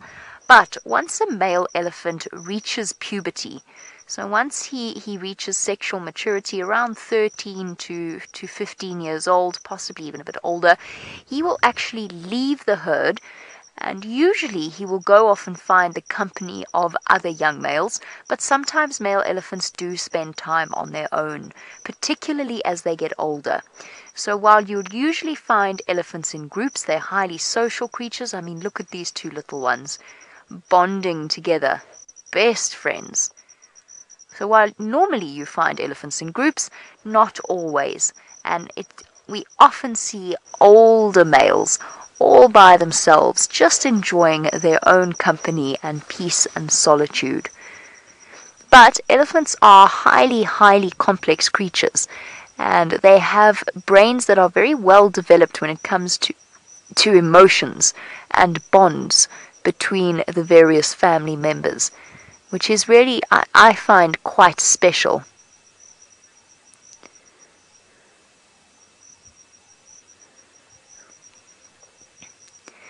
Oh, it's lovely to see the elephants moving about and enjoying their afternoon like this. Now, Noel has already told you that there is somebody called James out there. You haven't met him yet, but you're about to, and I can guarantee he's going to make you laugh. B. I can dance. Great. Can you still see one there? Yeah. There's one behind us.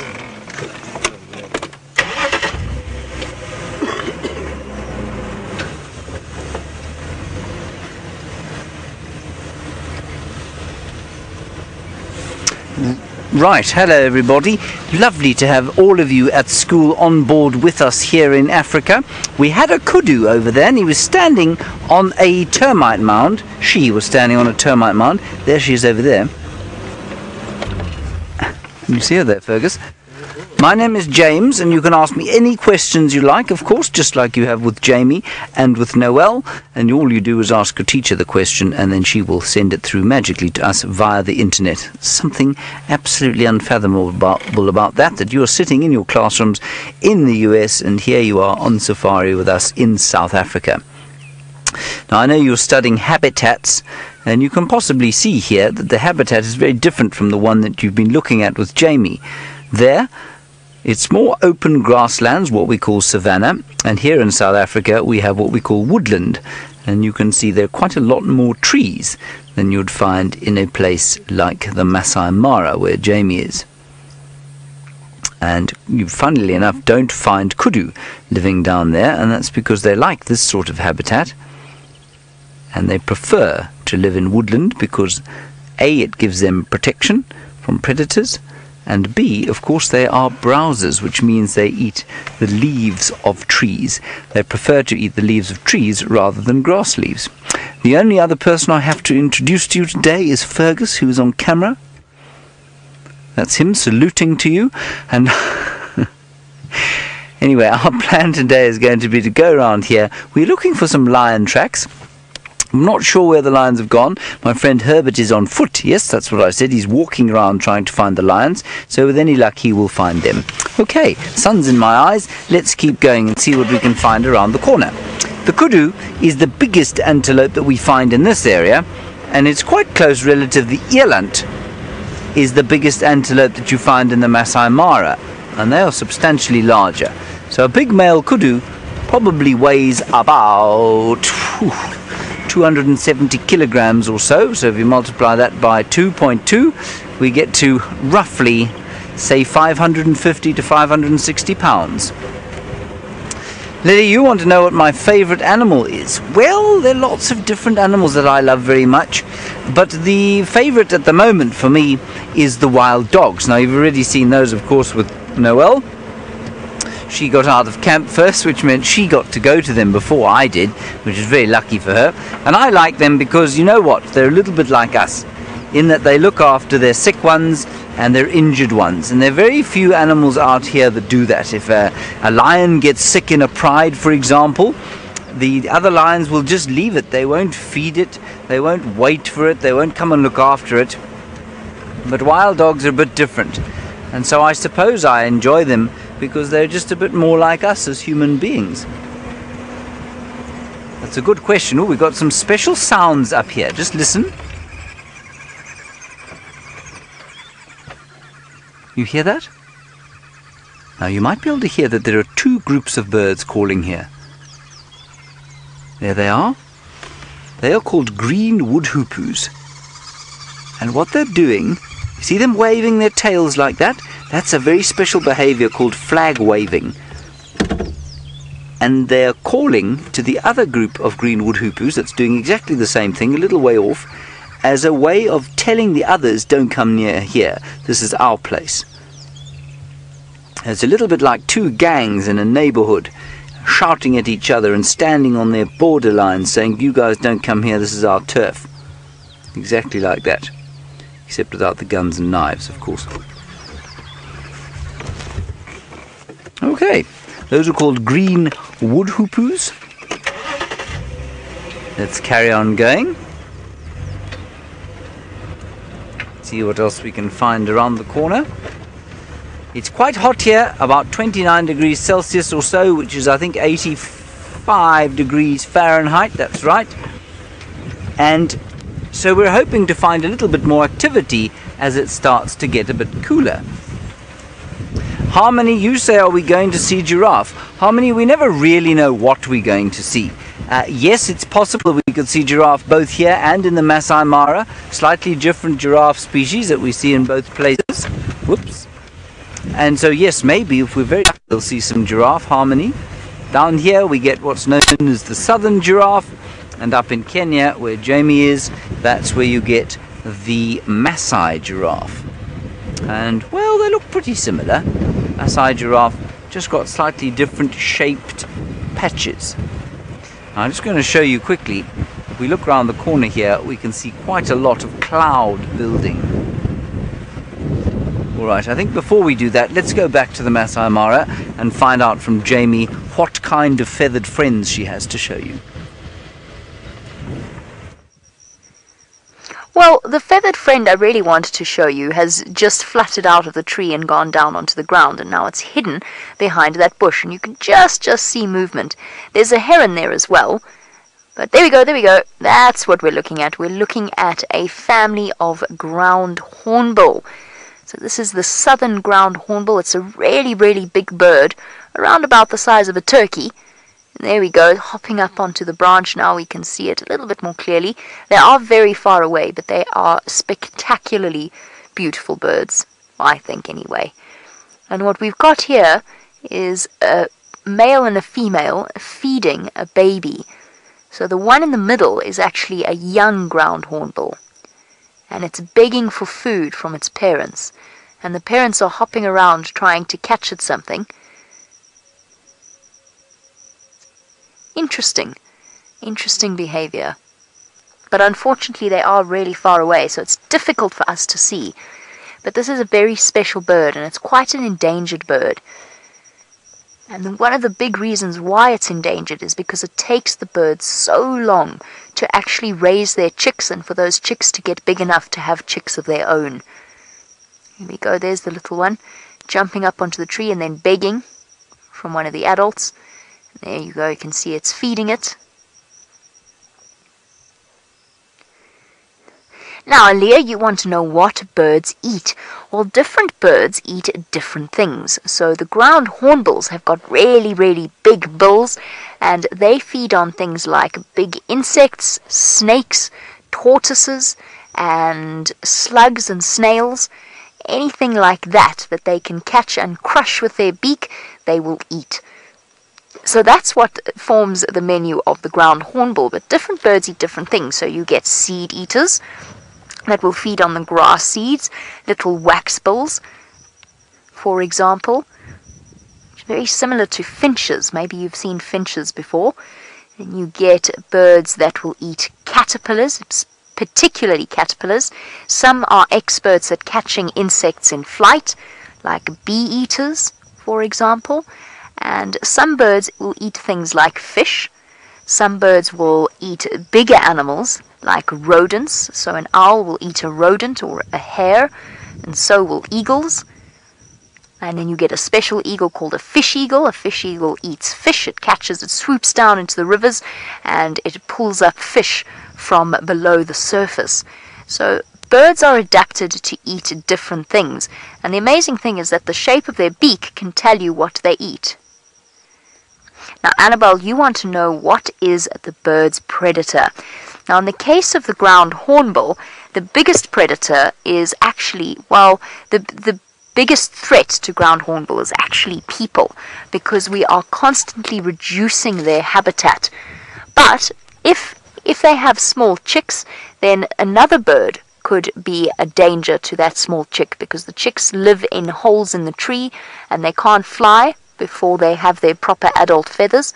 So they could be eaten by something like a snake or another bird of prey like a harrier hawk, or maybe even a cat like a caracal or a leopard might raid a nest of a ground hornbill. This is such interesting behavior. I wonder what exactly is going on there. That's a waterbuck, by the way. That's a type of antelope that you can see in the background. Okay, I'm going to go investigate and see what other amazing creatures we can find out here in Kenya. But for now, back to South Africa, to Noelle, who's got some amazing creatures of her own. Alright, so we've come over to the other half of this pack of wild dogs. I think I've counted 12 in total, and this view is much better than the other view we had. You can actually see them, their faces, their bodies, everything, much more clearly. Big, big, big ears so they can catch sounds really well.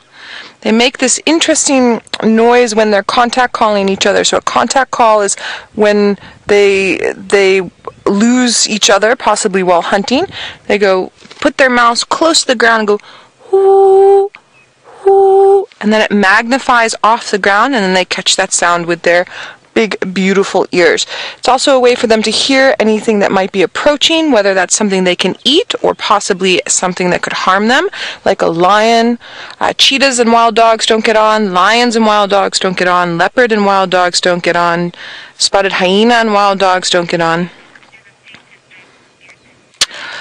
Anastasia, you're curious about how big the painted wolves get.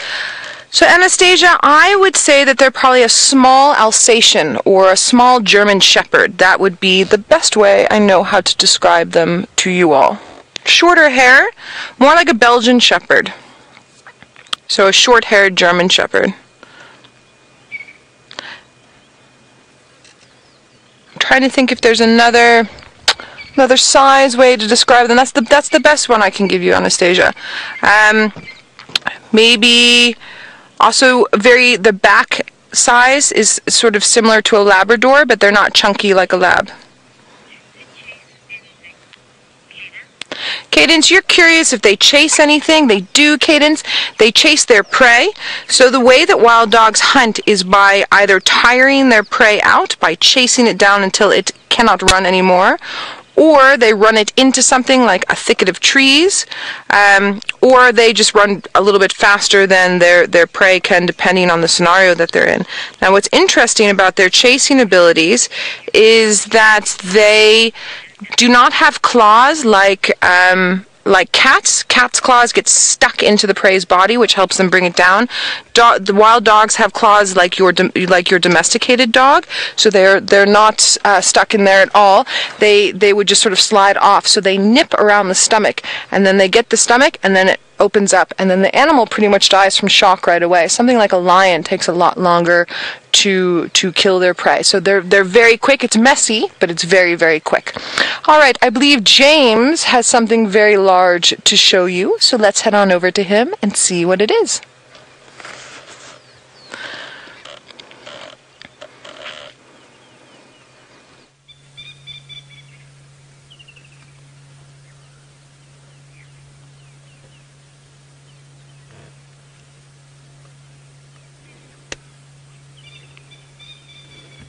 Well, it's largish, certainly, and will be much larger when it gets older. That is a young elephant, and it's just part of a small herd of 4, 3 of which we can see at the moment, 1 of which has gone behind us. And they're just feeding very quietly through this woodland, and of course, they, a little bit like the kudu, quite like the woodland areas. Okay, what I'm going to do is just move so we go off the road slightly and get a better view of them, because they've just moved off into the thicker bush. They're feeding quietly. They don't seem nervous of us. So we'll just see if we can get a little bit closer. But they might be moving into some thick bush, so I'm not sure if we will. Always looking for food, elephants. They eat so much. Oh, Alice, you ask such a clever question. You say, what do elephants do to keep warm in the winter time? I'm going to go around this way while I answer your question, because I don't want to make a big noise with the car while they're close by. Alice, you know, you will find that, first of all, in the parts of Africa where elephants live, it doesn't get very cold. It still gets quite cold. It's cold enough for us to wear jackets and scarves and beanies and hats and that sort of thing, but it never snows here. So it almost never drops below 0 in parts where animals live. That's 32 degrees Fahrenheit. I'm just going to try and ease my way through here. She's not that comfortable with us. Okay, we'll get a nice view now, and I'll just turn off. Oops, the daisies, and just talk quietly as she moves away. So Alice, a big animal like this loses heat much more slowly than you do. Let me say that again. A big animal like this, which weighs up to 4,500 kilograms, 10,000 pounds or so, loses heat much more slowly than you. So what you'll find is that although they don't have any fur, they don't get very cold, and likewise they don't heat up as fast as you either. And so you'll find that out here things like rhino and elephants hardly have any fur on them at all, because they don't get very cold, and also they don't get very hot. Now, there's a very interesting property that all things have that you'll learn about later when you do science, and I'm just going to say the name of it, but you don't need to worry about it. It's called the surface area to volume ratio. Basically what that means is that the bigger you are, the slower you will lose heat. And it's also why something like a mouse that lives in this area will have thick fur, because a mouse loses heat very fast and heats up very fast, and so you'll find in the summertime it's probably got a much shorter coat than it does in the wintertime. But if you're massive like an elephant, then your body doesn't need to waste too much time on producing hair. Now, isn't it amazing how they disappear into the bush? Now, I'm going to be quiet, and I want you to see if you can hear them moving.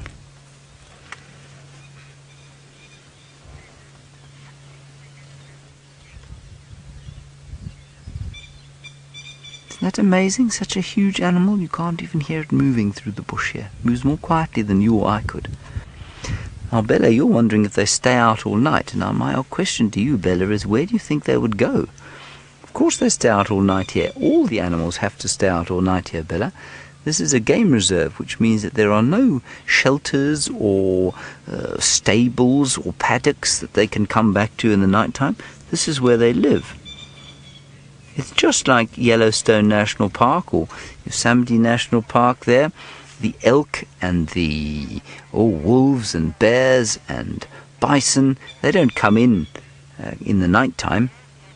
They stay out, same as these guys. And you know, if you live in North America, if you live in America and you live in Yellowstone, well, you've got to get through a whole winter of snow to survive without coming into a stable or a paddock or anywhere warm. So it's much more difficult actually for the animals that live in your part of the world to survive than the ones that live out here. And that funny little bird you can hear is called a coqui francolin. Isaiah, you want to know what they do for fun. Well, this particular herd likes to play softball. Sometimes also they play a little bit of basketball, but that's only in the summertime. I'm of course talking rubbish, Isaiah. Animals out here are a little bit like human beings. You know how when you like to have fun, sometimes your mum and dad don't like to have so much fun. They don't have the same energy for fun. They're always doing something important, like they're working or they're cooking or they're shopping or they are mowing the lawn or washing the car or doing something like that, while you want to play. Right? Do you know what I mean when I say that? Well, it's a little bit like that in the elephant world, and in fact the whole animal kingdom. You'll find that the young ones like to play a lot and the adults don't play quite so much. But every so often you'll have a fun sort of uncle or aunt that will play with the young ones. And when they play, well, if an elephant likes to play, sometimes they pick up sticks and throw those around. Sometimes they roll in the mud and they have fun doing that sort of thing. Sometimes they will fight with each other, they'll wrestle, they'll box each other, and they enjoy doing that sort of thing. So I guess that's what they do for fun. But as they get older, just like human beings, they play less and less. I'm just showing another game drive where the elephants have gone. I'm just going to quickly tell him on the radio. These animals have headed into the thick bush, I'm afraid. Okay, let's move out of here. Addison, you're wondering how rough their skin is. Well, it's pretty rough, you know. I've touched it once or twice, and it's a little bit like, I don't know, I'm trying to think what you might have felt. If you've ever felt a saddle on a horse, like a horse's saddle, I guess it feels a little bit like that, but it's a bit more crinkly and rough. What else would it feel like? I suppose you might say that it feels a little bit like bark in some ways. If you were going to feel a tree, it feels a little bit like that, but a bit softer. But it's quite difficult to describe unless you have felt it yourself or you have felt really hard leather. Okay, we're going to head back across to Noel with my very favourite animals, the wild dogs. It is my favorite animal, James, my absolute favorite animal. So we get, in sub-Saharan Africa, we get the big five, which is lion, leopard, buffalo, rhino, and elephant. So James is with one of the big five now. And then you get the magnificent seven, which is the big five, plus wild dog and cheetah. So for me, out of the big five, leopard is my absolute favorite. But out of the magnificent seven, it's wild dog. I absolutely love them. I love everything about them. I love their structure, how it's an alpha male, alpha female, and the whole pack works together and is always together to make sure that everybody functions well and gets fed. They share really well, unlike lions. Lions don't share very well at all. The way that they move to take down prey in sort of these formations, how intelligent they are, they're just absolutely fantastic. And I also really enjoy an underdog, and they are the underdog of the predator world in terms of numbers. Humans have not been very kind to African wild dogs over the years. They were considered pests for a very long time, and so they were shot out in great numbers, not necessarily for hunting, for trophies, just they were pests and they must be shot. coyotes in the States and wolves in the States also met a very similar fate in many of the places where they were, and even in Canada, I believe, if I'm remembering correctly. So it's an interesting parallel between the two. John, you're curious to know if we get any fox species here. So in the area where I am, we don't get any foxes, but we get something called a jackal, which looks similar to a fox. Now, when you go up to the Masai Mara, where Jamie is, and in other parts of Africa, sub-Saharan Africa, you get bat-eared fox. And then I feel like fennec fox is tickling my memory, but I think that's because I've been watching a lot of David Attenborough documentaries at the moment. So there's other parts, and northern Africa also has some fox species as well. But where I am, only jackals, black-backed jackals and side-striped jackals. So it's very similar to a red fox in the UK. Little bit different coloration, but I think the size is relatively the same. So they would be about half the size to a third of the size of these wild dogs. So similar to something like a Jack Russell, roundabouts in that size. So we've got this big cloud that is bringing much needed cool air to us, and as it's cooling down, the dogs are starting to get a little bit more active. Tyler, you're curious if the dogs ever fight. I've seen wild dogs fighting leopard. I've seen them chase leopards up trees. I've seen them trying to defend against lions. It doesn't always work very well. And I've seen male wild dogs fighting each other within a pack to try and take over as the new alpha male. But in general, they're very sweet with each other and they care about each other. I worked with a pack of wild dogs where one dog injured its leg hunting and the injury was quite bad, and they waited for him. So they would move, but they would always wait for him to catch up because he's part of the pack and they don't want him to be left behind.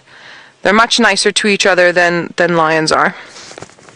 They need each other because they're smaller, and also the way that their structure works. It's very important that everybody is well fed and taken care of so that they can take down their prey.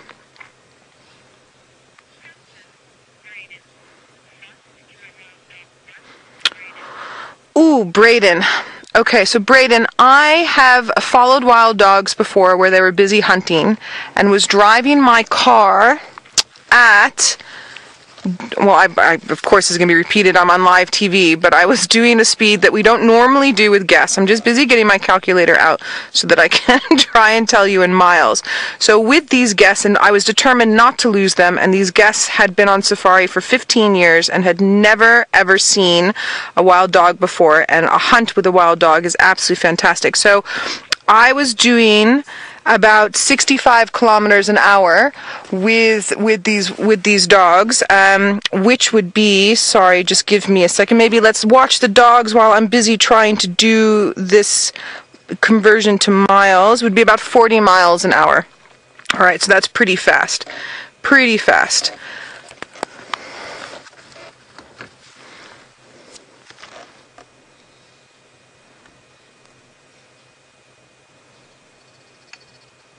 Yes, now they're resting again. I'm thinking within the next 20 to 30 minutes, as this cloud cover comes over, they're going to start getting more active. So they're going to stretch, they're going to yawn, they're going to greet each other, they'll reaffirm their social bond with little noises that they make, and touching, and a little bit of giggling, and sort of, not smiles, but sort of baring the teeth, but in a nice way. But because of their full bellies, they're a little bit less active than normal. But you've noticed as we've been watching them picking their heads up, putting them down, picking their heads up, putting them down, they're always aware of their surroundings.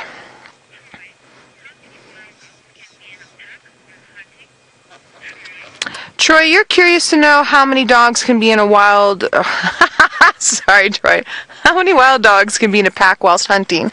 So, Troy, they are always in their pack together, whether they're hunting or not. The only time there'll be members missing is if they've got a den site, and then they'll leave a babysitter behind. And the wild dog pack numbers differ for everywhere. So historically, there used to be packs of 50, 75, even up to 100. I've read somewhere that they've even counted 121 packs. Now,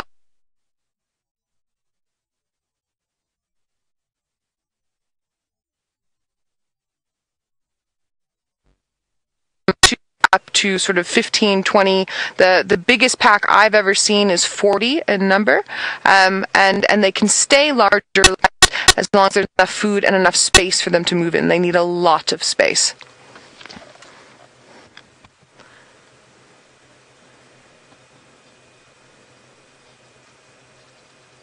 I could sit, well, we're going to sit here for most of the drive, I think, especially if we think they're going to move, but I could literally sit with wild dogs all day, every day, and be a very, very happy chappy.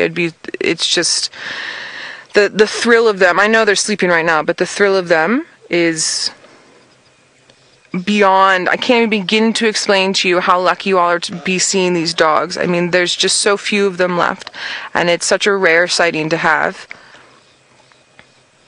The only thing that's not good about the wild dogs is they smell quite bad. Skylar, you're curious about why the female and the male dogs are called alphas. So it's not every female and every male that's called an alpha, Skylar. It's just there's one male and one female that are not necessarily mated for life, but mated for a good portion of their adult life, and they're in charge of the pack. So because they're in charge of the pack, they're called the alphas. Alpha is the first letter of the Greek alphabet. It's number 1, and that's why they are alphas. And then there'll be a female underneath the alpha female called the beta female, and if for some reason the alpha female can't have pups or get pregnant, the beta female will be allowed to get pregnant and have pups. But other than that, it's just her and her partner that will have the litters, and they're the ones that are in charge, and they know where to go for hunting and when to move and when not to move.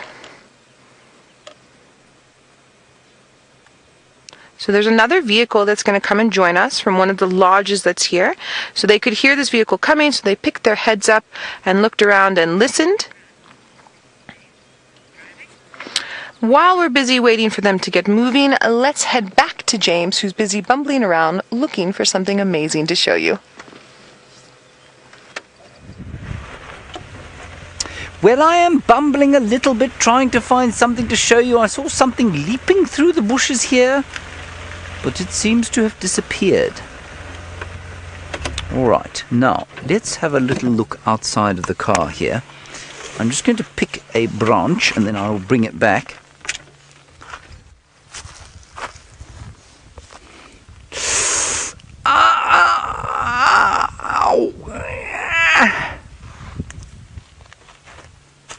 Look at the thorns on this. You see those? Now this is a very special tree called a black monkey thorn. Right? Now, it's called that because on the old thorns they've got a sort of black tip to them. That's not the most interesting part of these plants. The most interesting part of these plants, I think, is that anything can eat them. I can run my hand along the thorn like this, okay, and I'll show you, it will stick straight into my finger, and then I will make a loud noise. Ow. Now, can you imagine wrapping your tongue around this and pulling the leaves off? That is what giraffes do, and kudu, and many other animals that eat browse on leaves like this, especially, and even elephants. And for some reason, they don't get harmed by these vicious, vicious thorns. Isn't that amazing? Now, we can taste them, of course, as well. Don't go into the wilderness and taste things unless you know exactly what they are, because especially where you live, up in the United States, there are often quite a lot of poisonous plants, probably more than we have here. And it doesn't taste nice. It really is not nice at all. In fact, it's disgusting. And it's disgusting for a reason. The plant is disgusting, everybody, because what it's got is something called tannin in it. Now, I don't know how many of you drink tea. Not iced tea that you get in a can. I mean like proper tea. But tea, if you have ever drunk it and you've let it stew in the pot or in your cup, and you've let it sit for a long time, it starts to taste like this. It's very bitter. And it tastes of what we call tannin. And that tannin is so bitter that it stops some animals from eating these plants. Things like giraffe are able to tolerate a certain amount of tannin for a while, but after that, then they have to move away and eat something without tannin. So it's very clever. It's got two kinds of defense. One are the thorns, and one, of course, the tannins. Yuck. Anyway, that is called the black monkey thorn. Let's carry on and see what else we can find.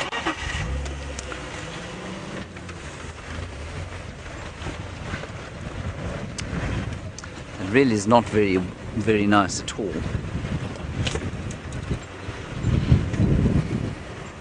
Now we're hoping to find a few birds driving down through here. I just want to also show you something that connects us all. If we look up there,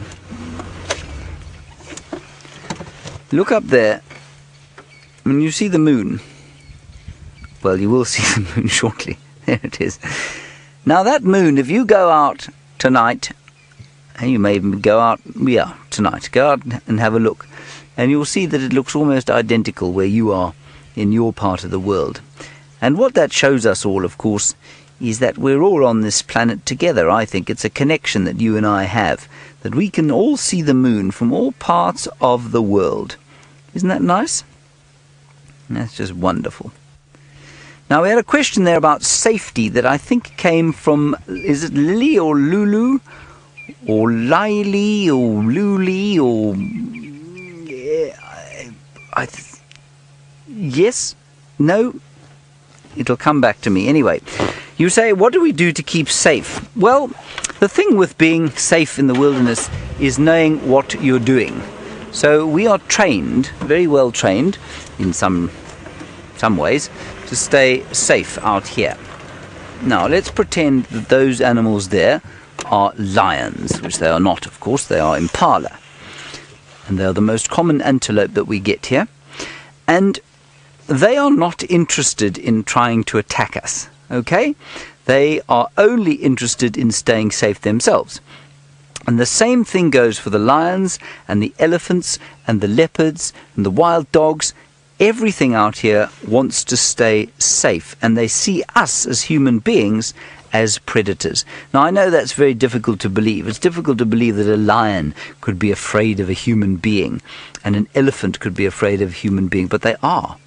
And because of that, we are quite safe out here, even in these cars that have got no kind of real security. I mean, if a lion wanted to, it could jump onto the back of this car easily and pluck me or Fergus off, but they don't do that because they are afraid of us. So we don't have to do too much to be safe other than be very aware of what's going on around us. So when we're on foot, for example, what we will do is be very careful. We will never approach an animal so that it shows fear, because sometimes if an animal is afraid enough, then it will attack. And so we just have to be careful and know how the animals are going to react to us.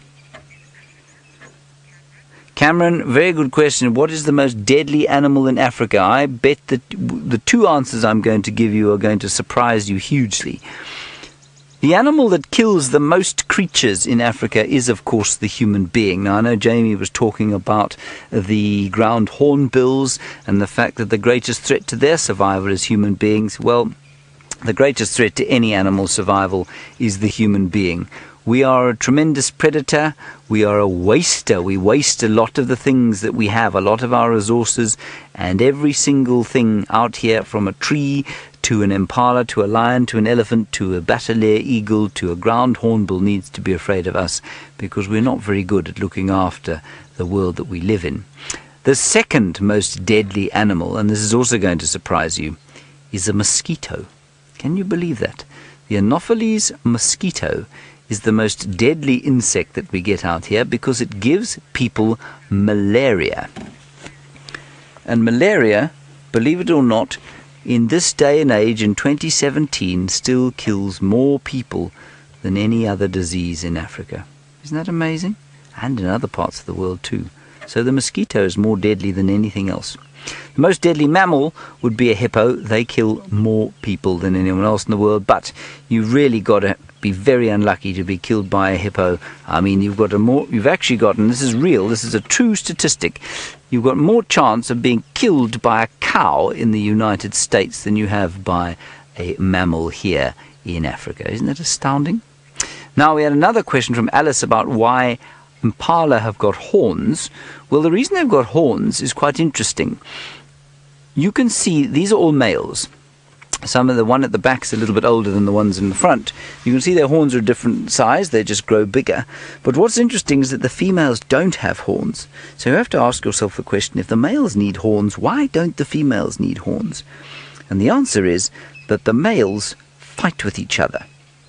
They use the horns to fight with each other. And the reason they fight with each other, and of course, I know you're only 8 and 9 years old at the moment. See how they looked up like that? They heard a bird shouting. They thought maybe it was a predator. Anyway, as you will discover later on in your life, as adolescence takes its toll, well, there's going to be conflict amongst the boys when they fight for the girls, and likewise probably the other way round these days. So that's what it is. It's so that they can fight with each other over the ewes, which are the females, during the breeding season. All right, kids, that's going to be it for your safari today. I'm afraid you're going to have to go back to maths and science and English and possibly Spanish and various other subjects. At least you don't have to do Afrikaans, which we had to do. Anyway, don't worry, school will be over one day. I know it doesn't feel like it now, but enjoy the rest of your day at school, and we'll see you again on safari very soon. For the rest of you, you're going off to Kenya to see some elephants.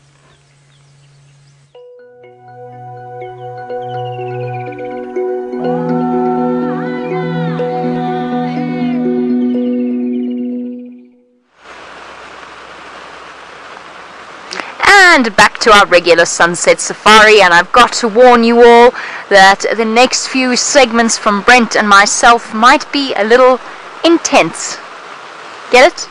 Get it? Because we're intense?